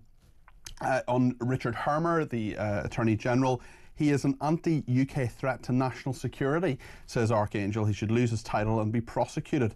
I don't think he should be prosecuted necessarily, but I think he should choose his words more carefully. I don't think he's a threat to national security either, but certainly what he is saying and doing is something that we need to keep a very, very close eye on, because I am not sure that Richard Hermer has the best interests of this country at heart, or that he's following the facts in regard to two-tier policing. Just my opinion. Dallas says, hi Peter, Charmless, I think he's referring to Keir Starmer, claims he didn't read the Island of Strangers speech well. He certainly seems to have read it better than his release the sausages and smash the smuggling guns speeches. Yes, there certainly have been a few verbal hiccups from Keir Starmer. Lots of people getting in touch about the interview with Richard Bergen as well. Hi Peter, it makes me wonder if Iran or Hamas attacked us in the UK, who would Richard Bergen side with? I didn't get a chance to ask them that question, but thank you for it, Leslie. Hell on a handcart, Peter, says Ian. I live in Leeds, so I'm embarrassed by Richard Bergen, and my local MP is actually Rachel Thieves, as Ian puts it. Sue says, what a complete waste of space Richard Bergen is. He would not answer the question, and in fact just kept trying to redirect Peter to what's going on in the Palestinian territories. He should be absolutely ashamed of himself as a British citizen to not have condemned what those terrorists did to those planes. He has no defence for his lack of support for the country that he lives in. And just finally, Steve says the attack on the RAF planes was a long and deliberate act of sabotage and should be treated as treason. A deliberate act of vandalism would be covering the planes in graffiti. Well, Steve, thank you for your thoughts on that. Loads to discuss on that. Keep your comments coming in, 0344 499 1000. Well, you may have noticed that in many parts of the UK, not everywhere, it is very warm. Joe Wheeler is a meteorologist at Square Raindrop. Joe, we checked in yesterday. Let's talk again about what is going on, what's likely to happen. The heat seems to be on. The heat is very definitely on. Temperatures today up to around 28 degrees Celsius. That's 82 degrees Fahrenheit. Not only is the heat increasing, but also the humidity. Now, today, there's actually been quite a pleasant breeze, but that breeze is set to fall light tomorrow. So what has been very warm already is likely to get hotter by a couple of degrees tomorrow, and also with less of a breeze. But we are talking about really a relatively small part of the country. Up towards the north and the west, as one of your callers mentioned, temperatures are only around 13 or 14 degrees Celsius. I think he's in Perthshire, I think he said, yeah. Yes, with a good deal of cloud and some rain as well, pretty dismal in those areas. And we're going to see that northwest-southeast split over the weekend. But as I say, that heat is likely to continue to increase. We're likely to see a 30 Celsius threshold broken. And a lot of talk at the moment about Monday, particularly Monday because it's the last day of June. So we're chasing this record of 35.6. By the time we get into Tuesday, it's July, and therefore there's a different record entirely. But temperatures, could well be into the mid 30 Celsius by Monday. There's about a 20% chance that we break that June record. Well, we'll see what happens, certainly. Just remind us what a heat wave actually is. Well, a heat wave is 3 consecutive days of a certain temperature. Now, herein lies the problem, that certain temperature changes depending on where you are in the country. In the southeast, for instance, it's 28 degrees Celsius, so 82 degrees Fahrenheit. But it has to be 3 consecutive days. Now, I believe that a place called, I'm going to forget it now, Santon Downham, has already reached that criteria throughout this week because their threshold is around 26, 27. So the further you get away from the southeast of the country, the lower that threshold becomes. And all you need are those 3 consecutive days and you've got a heat wave. So if we've already got that in one part of the country, there's a very good chance we're going to see it in others, particularly with those temperatures set to rise. Joe, you're a commentator who has an opinion on many, many things. It's always worth listening to. The Scottish Conservatives have called for a summit on seagulls before one of the birds kills someone. Rachel Hamilton, MSP, said a nationwide discussion must be held with Scots left scared, attacked and traumatised. Are you scared, attacked and traumatised? I'm not scared, attacked and traumatised, no. And I live right next to the seaside. I live on the East Coast. I have to say, there were pictures on social media the other day because the beaches here were very, very busy. And when everybody had gone home, the litter was shocking. And the answer is gulls are very clever birds. But they're an avian menace, Joe. Yeah, they may well be a menace, but the thing is, if there is food there, if they start to see humans and equate that with food, then they're going to hang around. And certainly they would have had rich pickings, given what I saw on the beach the other day. If you're going to go to the beach, if you're going to have fish and chips, well, apparently, if you stare them out, that does prevent them from attacking you. You know, if anybody wants to put your beady eyes on a pair of beady eyes and make sure they don't come grab you. Who would win a staring contest between Joe Wheeler and a seagull? But you know something, it's going to be that warm. I don't think you want to worry about the fish and chips. They'll be in the queue for the ice cream van. But well, they might nick your ice cream as well. It's only a matter of time before we see someone killed due to being attacked by a gull, says Douglas Ross, the Scottish Conservative MSP. And in one case, an elder, I mean, I shouldn't be laughing at this, but and I don't want any elderly person to break their leg, but an elderly woman broke her leg in a gull attack. I mean, it is quite seriously an issue. Well, yes, it is, but I also read some figures this morning. Something like 23 million quid per year is spent on people getting injuries from dog walking their own dogs. Yeah, you know, whether it's a cracked finger or a sprained wrist from a lead or something like that. And I was thinking, well, those figures are quite high. And I have an extremely large dog, which I have fallen over many times. Thankfully, never had to injure myself. But, you know, if you have these things, I used to ride a lot. And if you ride, well, I'm sorry, with that goes injuries. Yeah, you're gonna fall off a horse. It's also, it's these sort of comedy injuries where people, you know, injure themselves retrieving change from a vending machine. Joe, thank you. A ray of sunshine as always. Thank you very much indeed. Joe Wheeler there, meteorologist with Square Raindrop. What about you? Have you ever been attacked by a seagull? Do you think there needs to be a nationwide summit before a seagull kills someone? Am I taking this seriously enough? Let me know your thoughts. One thing I'm definitely taking seriously is Richard Bergen, and Pete has been in touch with a voice note on what the Leeds East MP told me earlier on. This is Pete's view on it. I wonder if Richard Bergen would have called those that broke into the RAF base terrorists if they were Russians. That would be interesting. That's a question I should ask him the next time, definitely. Thank you very much indeed to Pete for that. Thanks to Danny in Norwich as well. He says, if Starmer gets the boot, I'm afraid and scared that Sadiq Khan should become Prime Minister, and I think things can't get any worse. Great show, Peter, says Danny in Norwich. All I would say, Danny, is it's Sir Sadiq to you. He is a knight of the realm. Let's remember, he's been made a Sir. Let's leave that one there. Gordon in Burnham-on-Sea says, I'm ex-military of 25 years. I'm absolutely disgusted with Richard Bergen. Tell him from me, he may as well have my medals back. I'm disgusted and speechless, says Gordon in Burnham-on-Sea. If you missed that interview, it's on socials now. If you go to at Peter Cardwell or at talkTV, have a look at it. It's on all our socials. It was pretty extraordinary, actually. I asked him a really simple question a number of times. Does he think what Palestine Action did at RAF Bryce Norton when they broke in, when they used when they attacked those planes, was that right or wrong? And he just didn't give me an answer. That was Richard Bergen, who is the Labour MP for Leeds East. Lots more to discuss in all of this, including all the problems for Keir Starmer. We'll hear from the Conservatives in a second. Richard Holden, another Richard, he is Shadow Paymaster General. We'll talk to him, also talk to Ben Habib as well.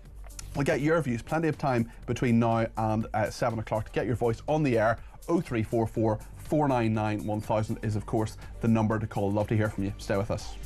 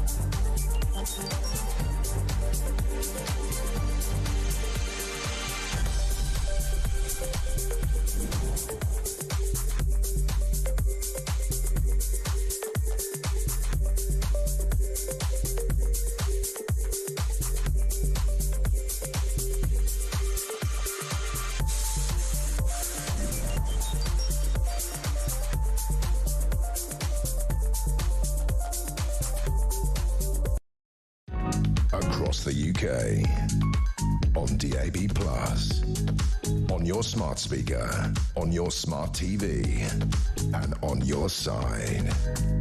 This is talk.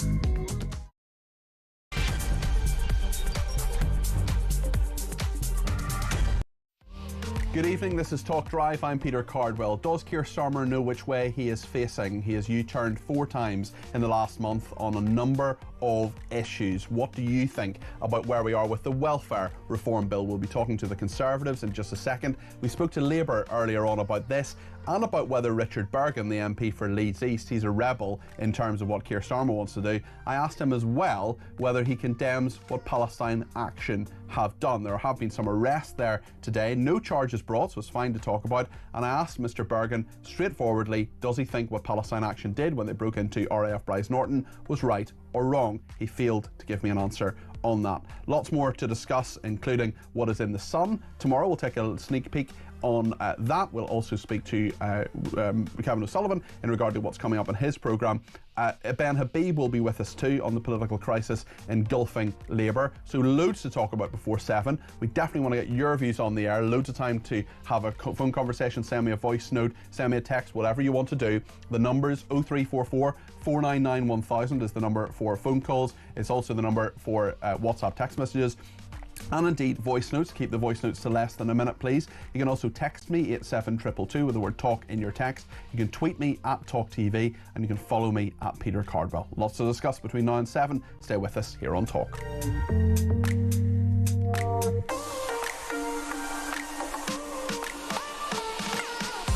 Should also say I am back tomorrow and indeed on Sunday between 10 and 1. Loads to discuss on those programmes too. Please do join me for that.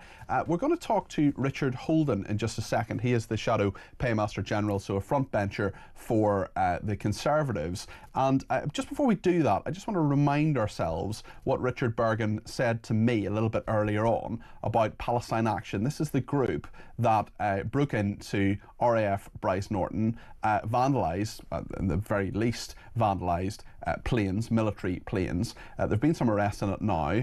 We don't know if any charges are going to be brought, but we know from Palestine Action's own footage that they put themselves online that there was damage to those planes, and of course a big security review has happened. I asked Richard Bergen, who is the Member of Parliament for Labour for Leeds East, whether he thinks Palestine Action was right or wrong to do that. This is what he said. Palestine Action is a non-violent group. I mean, they broke into RAF Bryce Norton and caused a lot of apparent criminal damage. You don't seem to be condemning them. Well, this goes to the very point I'm trying to make, though. You just referred to them carrying out criminal damage, and I think it was notable that in the Home Secretary's statement about her intention to prescribe this organisation, Palestine Action, a word that kept appearing again and again was criminal act, criminal act. Well, criminal acts can be prosecuted under the criminal law, so even those opposed to such tactics should see, in my opinion, that prescribing Palestine Action, treating them as terrorists, is a dangerous step, and I'll tell you why. Because what you could end up with is constituents of mine and others who aren't members of Palestine Action or any group could end up facing potential legal action. Although Palestine Action itself, Richard, has said that in a meeting accessed by the Telegraph newspaper that resistance lives on the streets in cities and towns and in prison, and says that they're spreading intifada in prison. You haven't condemned Palestine Action, and I'm going to give you another opportunity to condemn the criminal acts that they did. Can you just condemn them? Well, criminal acts can be dealt with by the criminal courts. And what do you condemn them? What worries me? Do you condemn what happened to RAF Bryce Norton?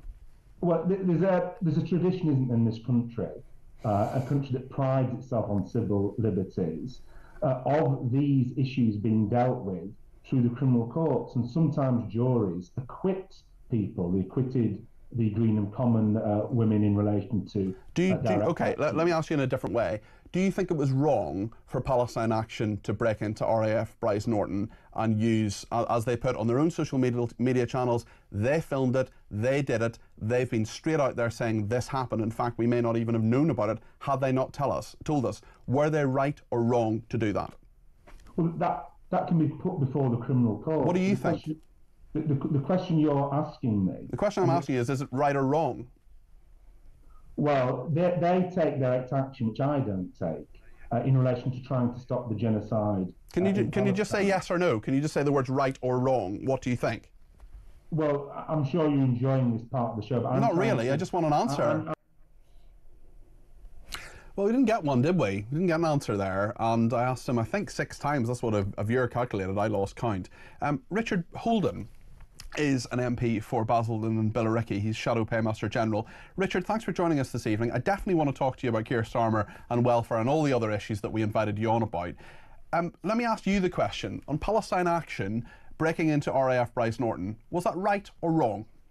Oh, it's quite clearly wrong, and it's exactly the sort of action which I'm glad is now being properly prosecuted by the police, because it's obviously not only damaging in to those individuals and the planes and everything else, but it's also something which really puts our national security at risk as well. And I genuinely am I know Richard Bergen is on the the far left of the Labour Party, but it really does come to something when it's quite clear that these are the guys who are wagging these are guys who are wagging Keir Starmer's Labour Party. They are the tail that is driving its direction.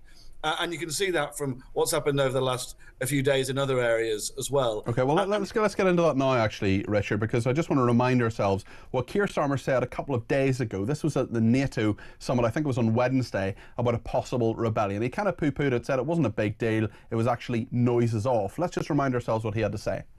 So I'm comfortable with reading the room and delivering the change the country needs. We've got a strong Labour government with a huge majority to deliver on our manifesto commitments, and that's the work that we did over many years to win the election. Now we start the work over many years to change the country. Having changed the party, we now change the country. And is it tough going?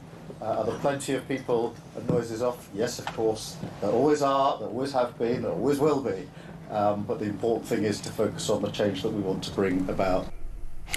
Then the Prime Minister changed his tune, capitulated. Liz Kendall, his Work and Pension Secretary, sent out a letter to Labour MPs late last night, changing her mind, watering things down. This is what the Prime Minister said today. The noises off got quite loud and he had to react to them.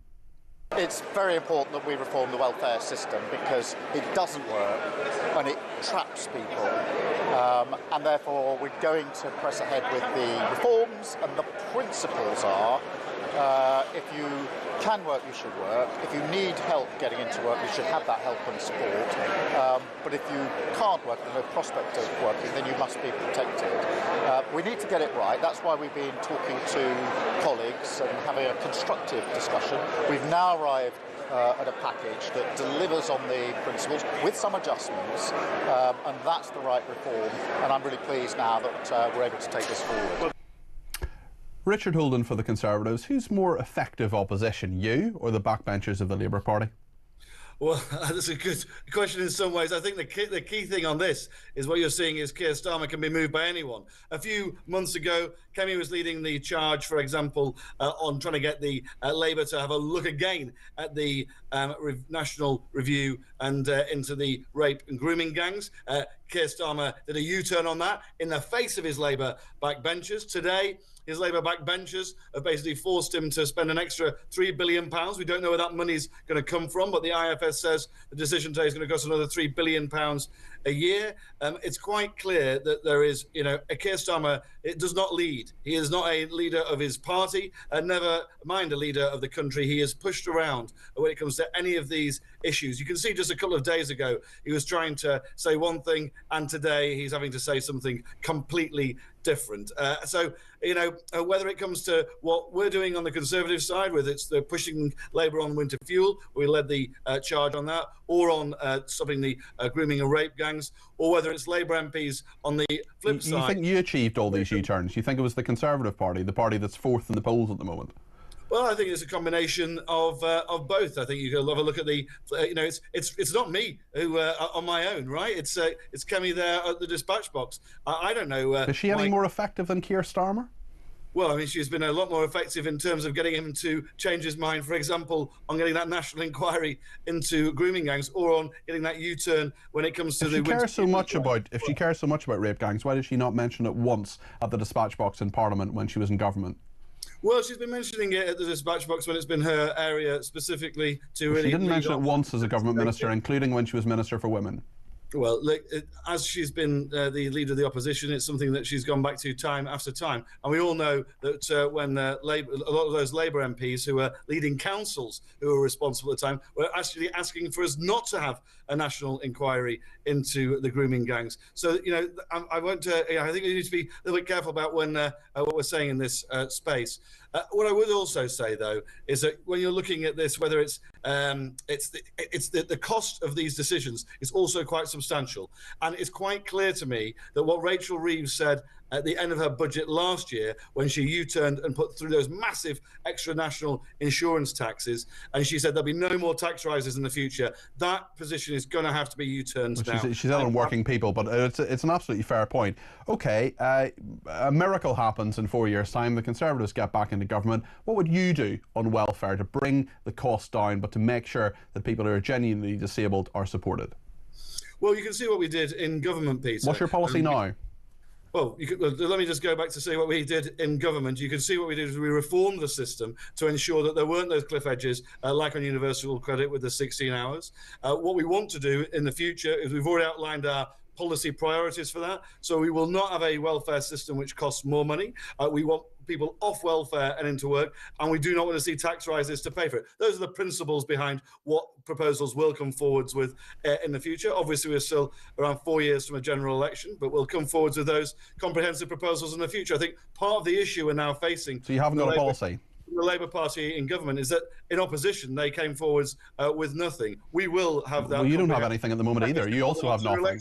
Well, you also have nothing at the moment, don't you?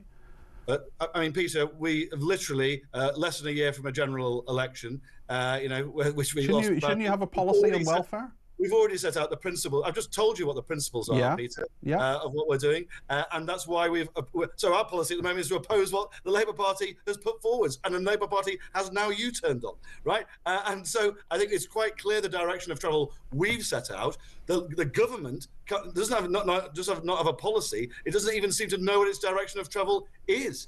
And they're the government of the country. So, look, I think you're quite right to want to ensure that the opposition has a full policy agenda. But we've set out our principles and we're sticking to them. And it's quite clear that Sir Keir Starmer has no principles. Because on every single policy platform, he U-turns, whether it comes to the grooming gangs, whether it comes to their position on welfare, he'll just do a U-turn time after time again. A year on in opposition, obviously it's only been, 7 or 8 months since Kemi Badenoch has become leader of the Conservative Party.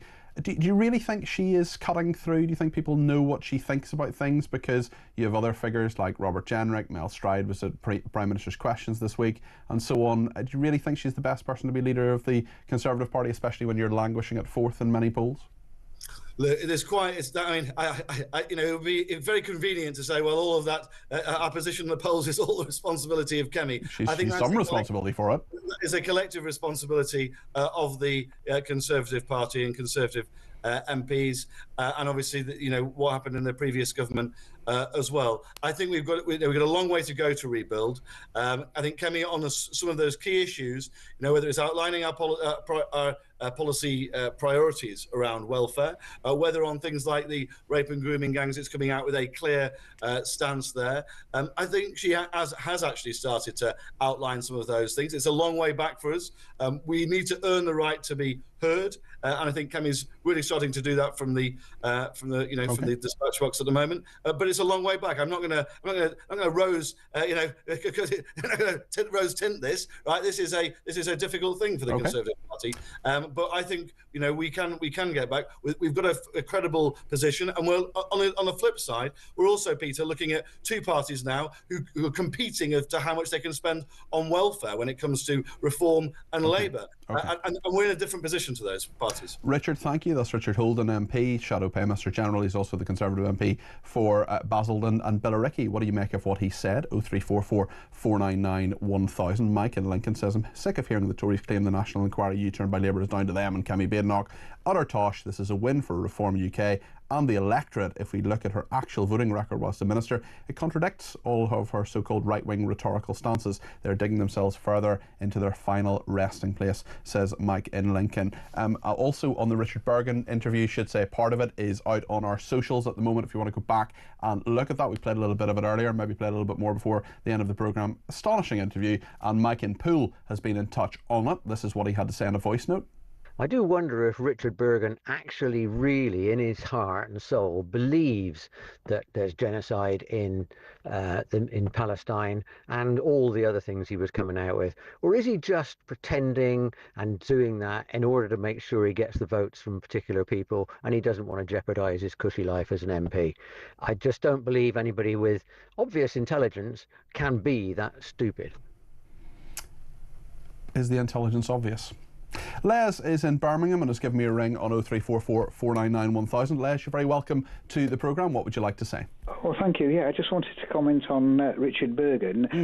But can I just say something dead quick? I used to live in that constituency. It used to be Dennis Healy's constituency way back, very famous politician, with the big eyebrows. The huge eyebrows, yes, huge eyebrows. Yes. That's the one. But on Richard Bergen, I thought he was pathetic, actually.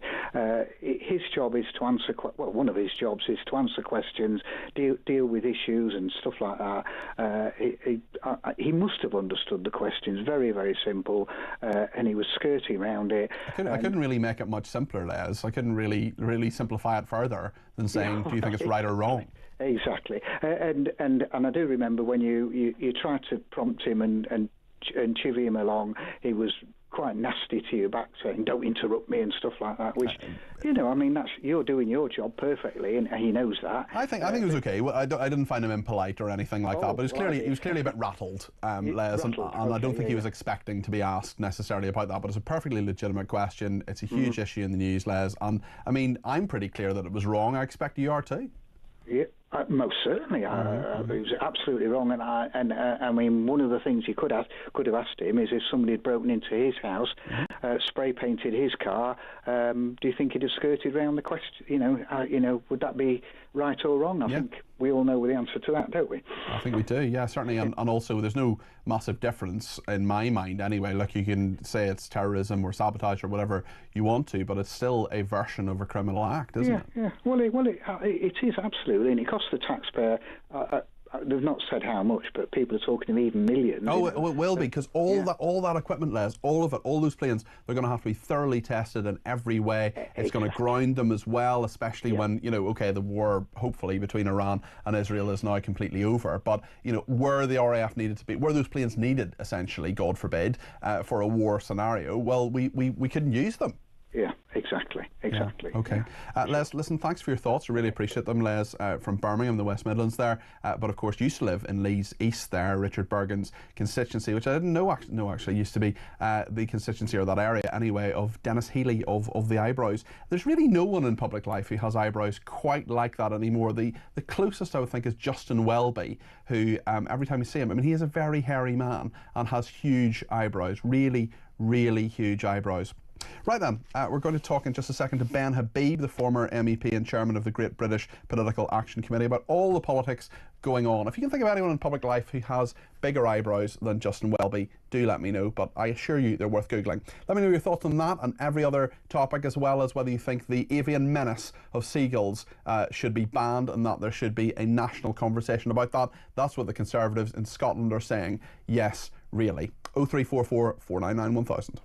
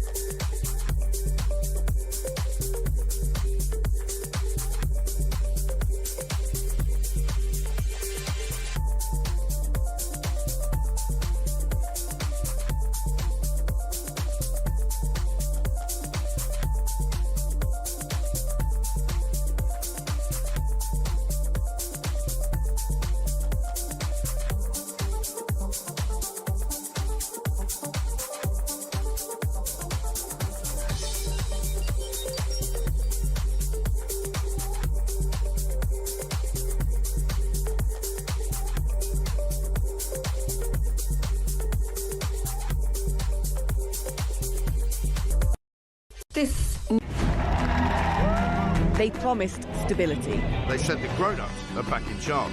I was so happy you just couldn't believe it. Our work is urgent, and we begin it today. I mean, you couldn't really scrape together a worse gang of misfits to run a dog kennel. Broken promises. Billions blown. Botched U-turns. And Britain is burning. One of the most immeasurably eventful. 1 year in power. And Britain in freefall. It's just been a disaster. 1 year of chaos. Friday, 4th of July. 9 p.m.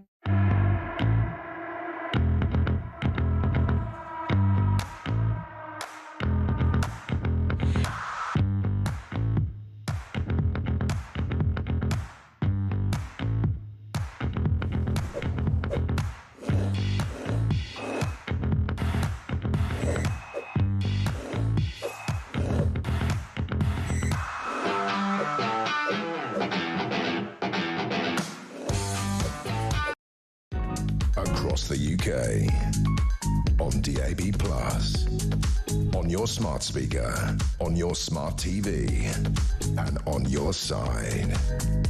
This is Talk. Well, thank you to so many people who've been in touch, including Jane, who says both Richards you have had on, Bergen and Holden, are why the country is in such a state. Please get Richard Tice on, the man with common sense. Stephen East Yorkshire says, at least with Reform UK, MPs and their spokes, men and women, you get a straight answer to your question. On the seagull discussion, I was eating a lovely fresh crab sandwich by the sea in Dartmouth, and a damned seagull swooped down, hit me on the side of my head, and snatched the sandwich out of my hand. It was really annoying, especially as the sandwich cost me £7, says Steve in East Yorkshire. I was also angry about the cost of the sandwich, I must say, but not as much as the seagull stealing it. And Jason in the Lake District says, seagulls are flying rats, have been attacked in Scarborough by one. They're terrible and need to be culled. Well, let's talk to Ben Habib now, former MEP and chairman of the Great British Political Action Group. Ben, I want to ask you certainly about all the politics that's going on, but have you ever had a dodgy encounter with a seagull? I've had a dodgy encounter with a kite, which is a form of eagle, and it has swooped down. When I was about 7 years old, I was having my sandwich in the playground, and this was in Karachi because I was born in Pakistan, and this kite swooped down, took the sandwich out of my hand. It was a clinical attack. It was off before, it didn't touch me. I was unscathed, but it got my sandwich. I'll never forget it. A clinical attack, my goodness. So you went hungry after that. Well, certainly someone who is searching for some succour anyway is Keir Starmer. He's having all sorts of problems at the moment. His benefits U-turn is apparently going to cost £3 billion.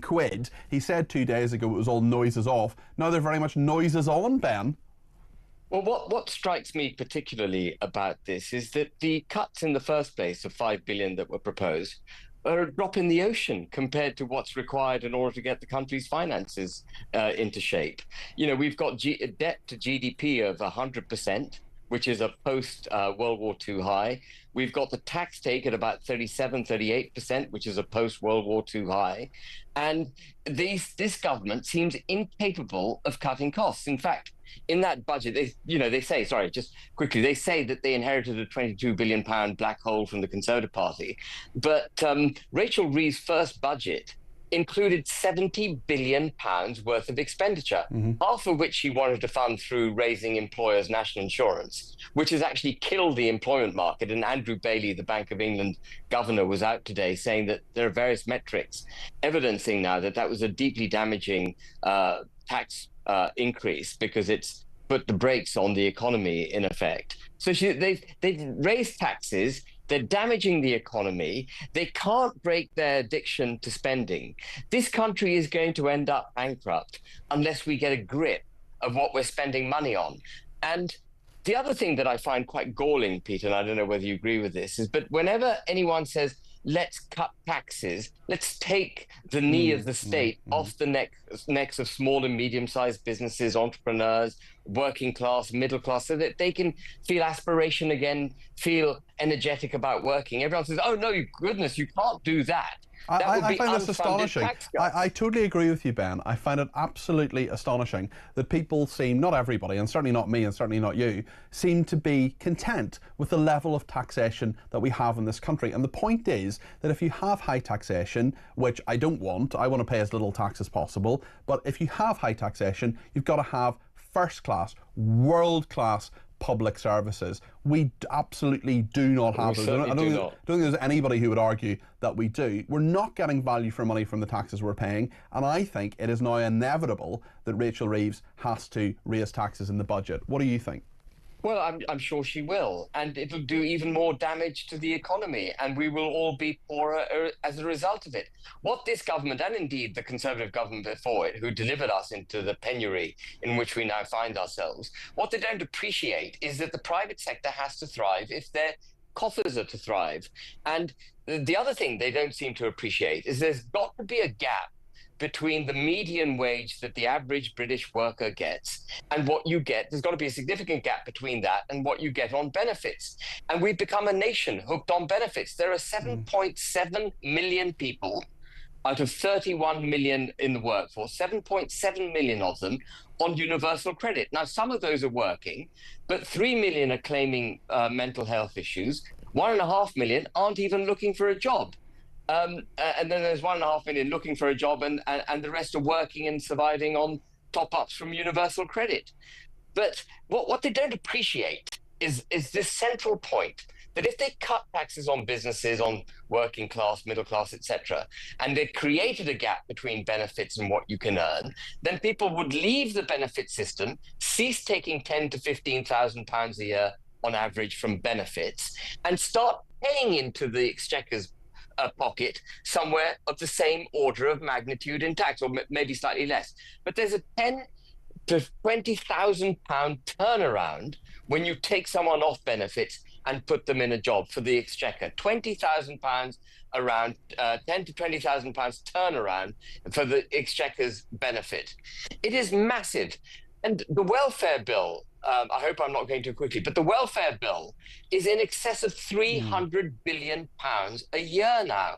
And it's only going to rise. One thing we haven't only one thing we haven't even spoken about in the last few minutes, although it of course comes into all of what you're talking about, welfare, comes into all these issues, is immigration. And Starmer says he deeply regrets the Island of Strangers speech. I heard that speech. I wasn't there, but I heard it. I saw the coverage of it. I read bits of it. And I mean, we have the clip now of Keir Starmer and what he said. Let's just have a look at this. A diverse nation like ours, and I celebrate that, these rules become even more important. Without them, we risk becoming an island of strangers. Sorry, that ended sooner than I thought it was. You caught me on screen there, supping my Diet Coke. Apologies for that. Ben, in terms of the Island of Strangers speech, I don't know about you, but I sort of thought maybe we're making a little bit of progress here. Maybe Keir Starmer is starting to get it.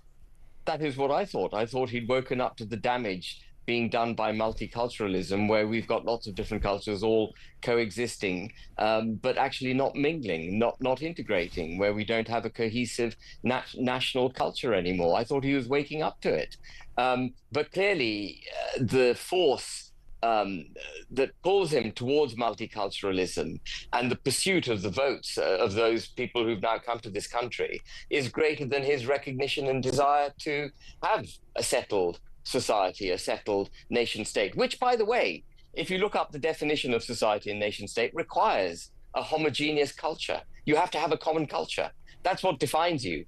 And we've set about destroying it. And I thought he was, as you say, I thought he was waking up to it.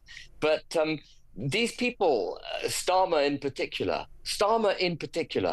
they're not, I know this is going to send people eyebrows up, but they're not pro-British. They're not, they don't... Well, listen, a lot of our viewers and listeners don't see Keir Starmer as a patriotic person. Are you saying you don't believe he's a patriot? I think he's absolutely anti-British.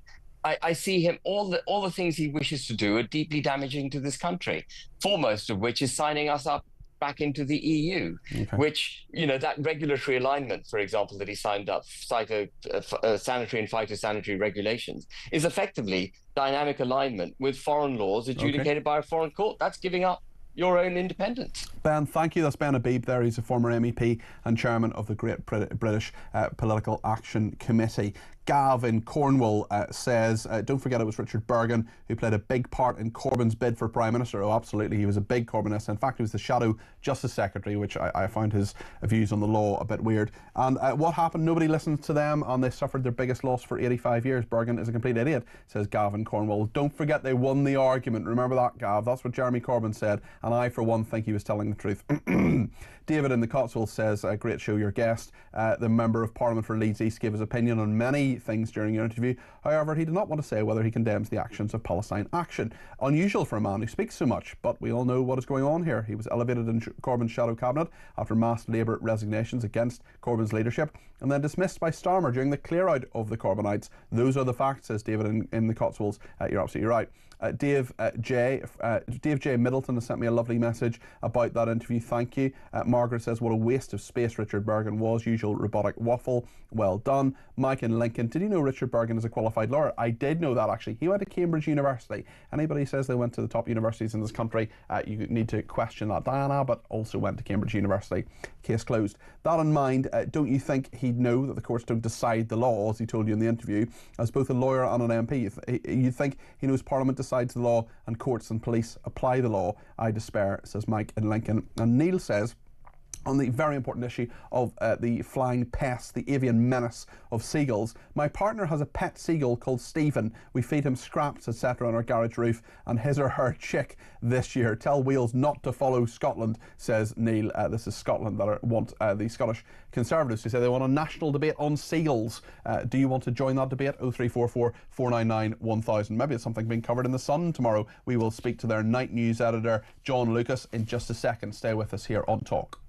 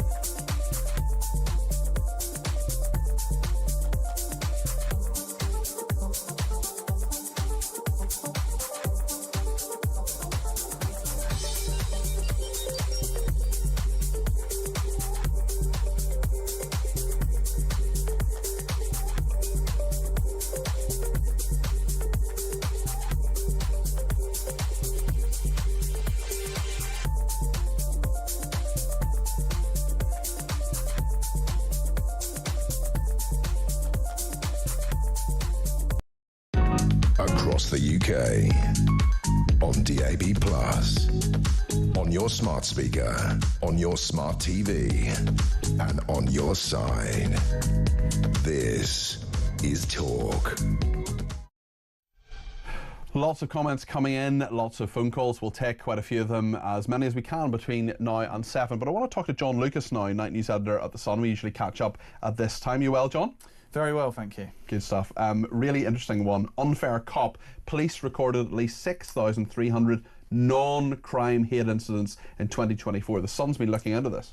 Yeah, these are very controversial things where police are receiving a complaint. It doesn't quite meet the threshold for a crime, but because people feel that they've been victimised through, some sort of characteristic of theirs, they record it. The police argue this is to sort of build intelligence in case things get worse. But we had think tank Civitas this week called for them to be scrapped.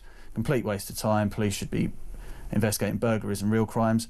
And yeah, some of these examples are absolutely Tell nuts. us. Yeah, well, we managed to get police logs, so some of you can see the language that the police are using. So this is somebody who had felt they were getting bullied at work because they were wearing fake designer goods, and police come and spoke to everybody involved, and they say that the victim felt very irritated for the rest of the shift because it was mean and uncalled for. I mean, this is what our police, and the police are involved. This is what the police and we are wonder involved why in. burglaries and rapes and armed robberies and murders aren't being investigated, because the police are coming because someone's annoyed about criticism. Yeah, there's other ones. Someone sang "Flower of Scotland." Oh no! Somebody. What they sang "Flower"? What's the context of that? Well, somebody just got offended about it and felt that they were being sort of picked on because there's another one where a bloke was coming home and found his bins had been moved, and he said, "Well, I'm a gay man. I think that people have moved my bins because of that," and it's because they're gay. It's madness. What's that got to do with There's being loads gay? and loads of them. It's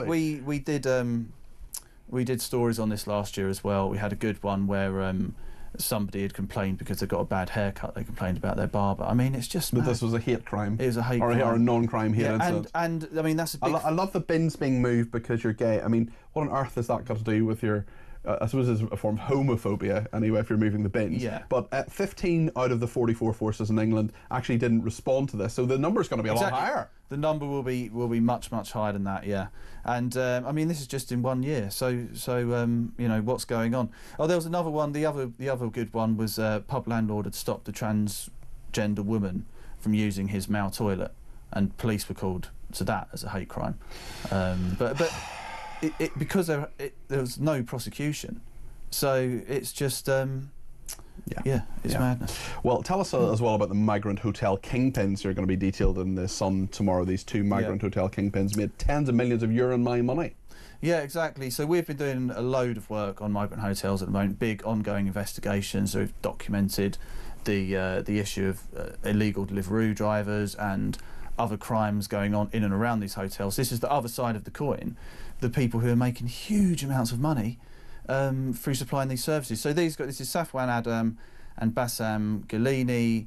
It's a franchise system essentially. So they've got these big franchises on hotels. They become the biggest supplier to the government. They had 51 at the height, a £2 billion contract. Now that's been scrapped. What we've been pushing the government on is to find out why have you scrapped it. So they had taken some of the figures are quite massive. So they'd had a turnover of about 704 million back in the last accounts that we could see, which is 2022. They had taken about 47.4 million in dividends up to that point. Now we don't have all the figures for after it. The government scrapped it. They won't tell us what's going on. Why have they scrapped this contract? Yeah. And we have been trying to find these two guys to speak to them. That all the evidence suggests they've actually left the country. So we don't know where they are. We don't know what these issues are around the contract. But there's something up there. Yeah. You'll track them down. We'll John, keep pushing. You'll keep pushing. Yeah. Great story. Keep on that, definitely. Of course, we're looking to Venice as well. The big showbiz story. The fourth richest man in the world, third or fourth, Jeff Bezos. The headline. It's a beauty. It's an absolutely marvelous Sun creation. Get me to the church on Prime. Yeah. Jeff Bezos, world's richest man. Well, it varies, isn't it? It's between him and Musk, depending on share prices. I don't think either of them is going to struggle. But he's doing all right. He's a handsome, bald-headed man. I like him a lot. Declare your interest. And this is like the wedding of the century. Everyone's there. You got all five Kardashians. You don't always get them in the same place.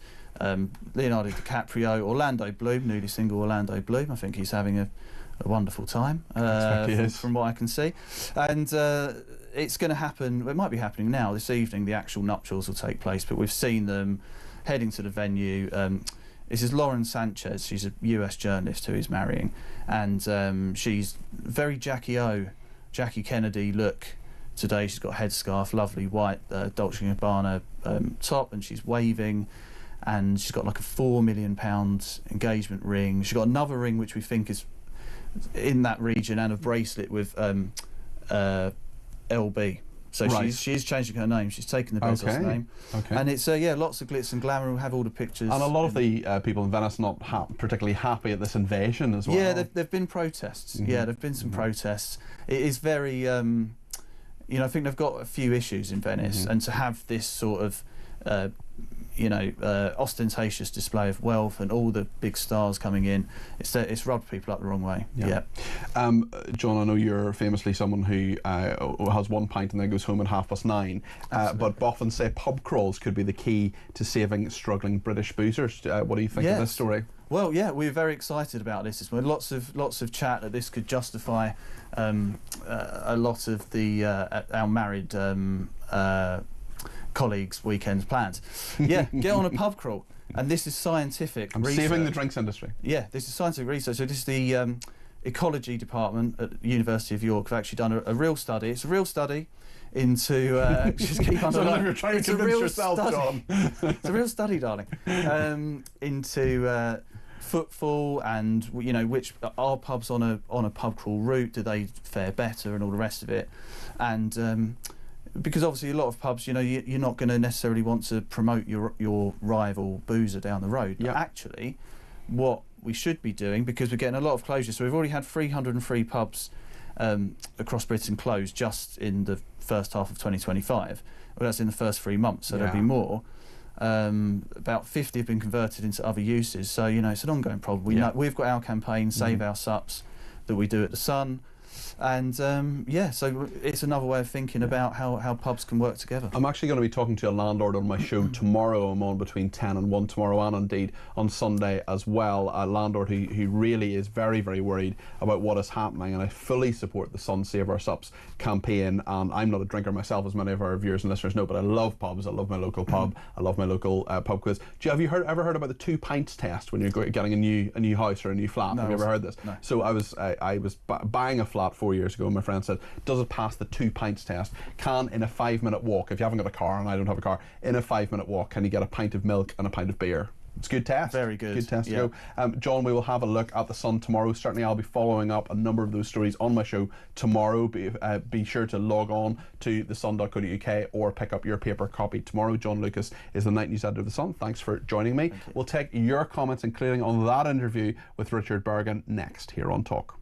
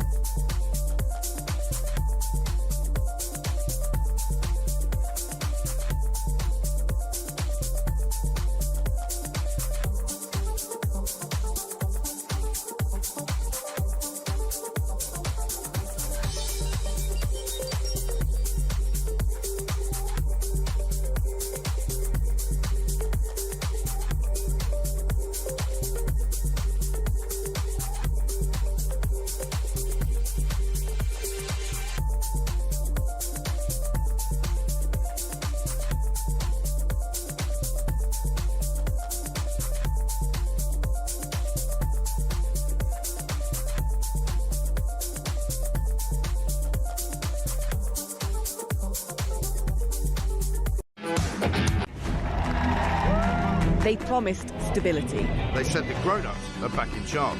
I was so happy you just couldn't believe it. Our work is urgent, and we begin it today. I mean, you couldn't really scrape together a worse gang of misfits to run a dog kennel. Broken promises. Billions blown. Botched U-turns. And Britain is burning. One of the most immeasurably eventful. 1 year in power. And Britain in freefall. It's just been a disaster. 1 year of chaos. Friday, 4th of July. 9 p.m. Across the UK, on DAB+, on your smart speaker, on your smart TV, and on your side. This is Talk. Quite a lot of people getting in touch on seagulls. Thank you to Joanna in Salisbury who says, hi Cardi P. Maybe the change in the UK's fishing industry is to blame for hungry seagulls coming inland. The fact that we have become a litter-dropping country encourages them. They're hungry for tasty snacks. I'm also hungry for tasty snacks and we'll be having one around 7 o'clock.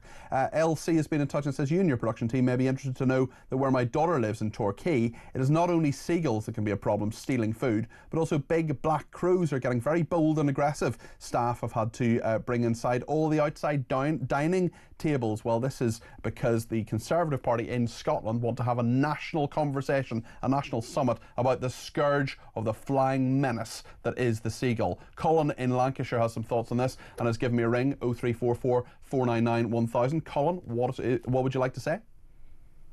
Yeah, about the seagulls. There never used to be a problem with seagulls. It's just that there's more people around eating, especially at the seaside, and the seagulls, which are scavengers, natural scavengers, you see a lot of food around, so they dive down to get it, and because of the amount of food, there's a lot more seagulls, which means they're in competition with each other. Yeah. So they get much more aggressive.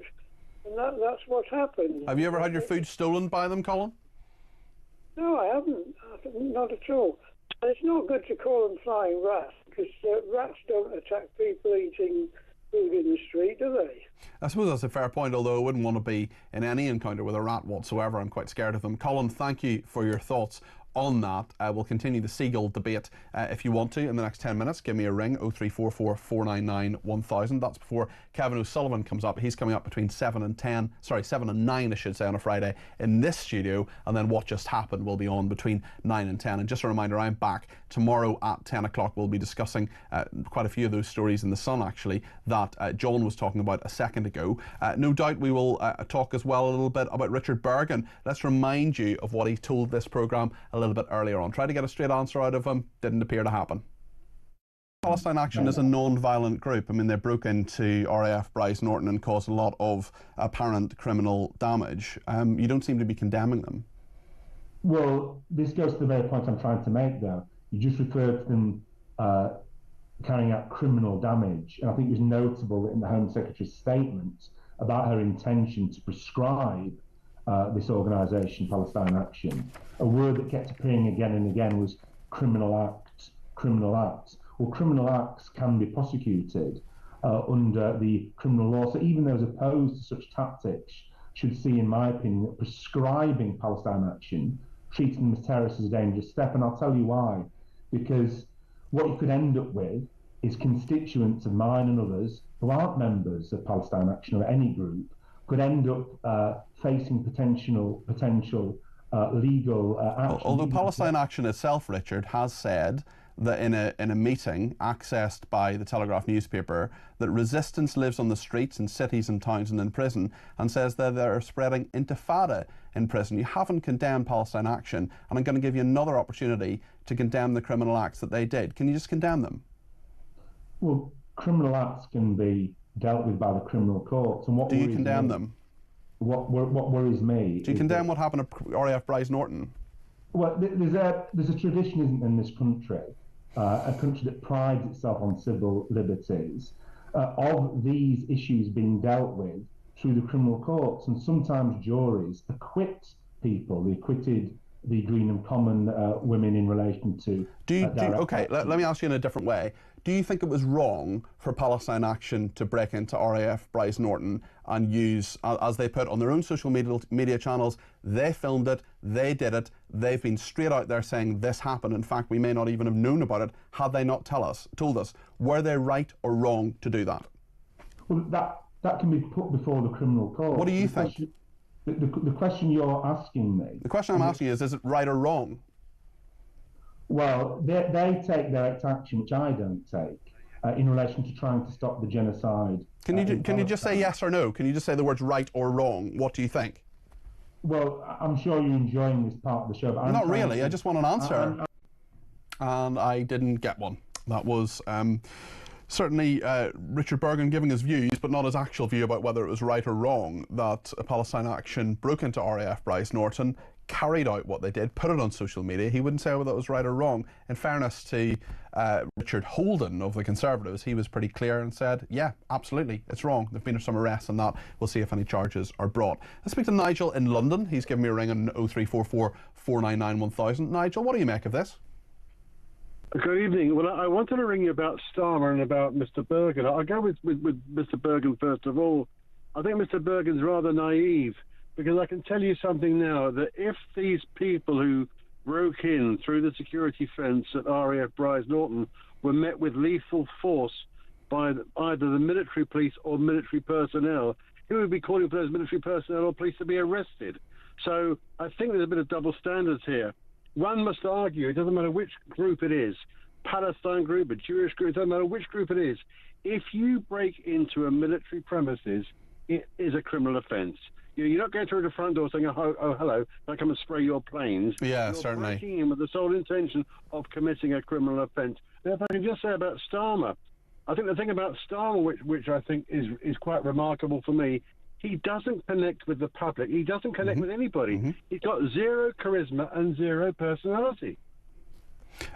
Nigel, I can't disagree with a single word of that. Thank you very much for your thoughts. That's Nigel in London. Thank you to the tweeter as well. He says, disgusting but no surprise with Bergen. He is a despicable man who spouts Hamas propaganda as if it was the truth. If you can't condemn sabotaging military equipment, then you shouldn't be an MP, in this person's opinion. Let's see what John in East London thinks. He's given me a ring. What do you think, John?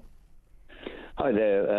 What I think is the organisation Palestinian Action should be made to pay back the 30 million. And in fact, it's a lot more than 30 million. All those planes have to be checked for damage going out, but they should be made to pay by all the directors, all the people behind it, lots of lawyers behind Palestinian Action.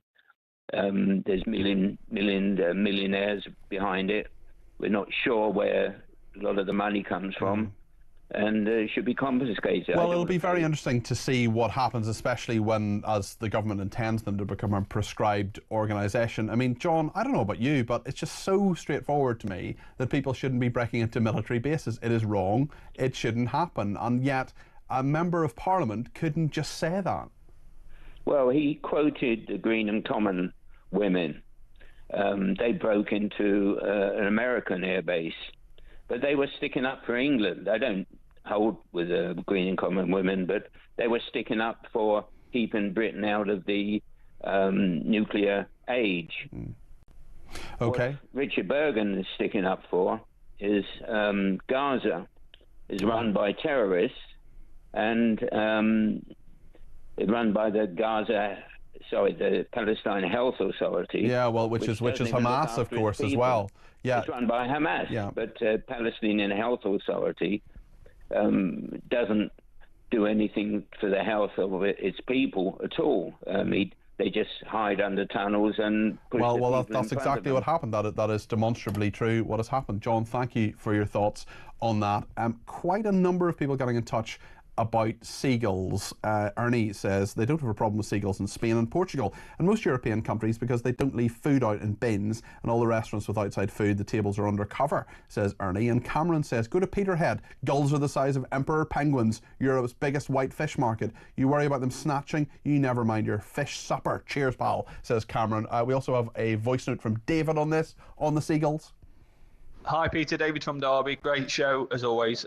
Not got too many opinions on sort of how bad seagulls are. Just a funny story. There was I was in Cornwall last week, and there was a baby one in the middle of the car park. I was trying to get a space in, and I went around the car park probably for 45 minutes, and I thought I would salvage the little baby seagull and put it to the side before it got crushed. And then I subsequently got attacked by 3 seagulls from above that hit me on the back. and yeah, tried to. Well, I suppose they did try and attack me, thinking that I was going to do some harm to their little baby, but I was only trying to help. But yeah, I find them quite unappreciative, to be fair. Yeah, I mean, let no good deed go unpunished. Certainly, David, it sounds as if you had a pretty rough time there with the Seagulls. Good for you for being compassionate and trying to save that baby seagull, but unsurprisingly, the larger seagulls weren't too happy with that. But David, very good story, and thanks for sharing it with us. And we've had a number of people getting in touch about eyebrows as well. Bernard Ingham having big eyebrows. He's no longer with us. Dennis Healy, huge eyebrows. I mentioned Justin Welby, very, very big eyebrows, huge bushy thickets there that perhaps need to be cut down in some way. A suggestion from James, our tech up, was Eugene Levy. He is, of course, one of the actors who is in Schitt's Creek, is the name of the series, spelled S-C-H-I-T-T, I should say, if Ofcom are watching. And certainly those eyebrows are pretty big. You can see them on the screen right now. No mucking about there. And certainly, I mean, they seem to be pretty tidy, though, in terms of the eyebrows. The thing and the slight problem I have with Justin Welby, apart from, you know, everything he says, is his eyebrows are just totally out of control. I just look at him and think, makeover. Anyway, we've covered quite a lot of topics. We've covered Seagulls, we've covered Richard Bergen,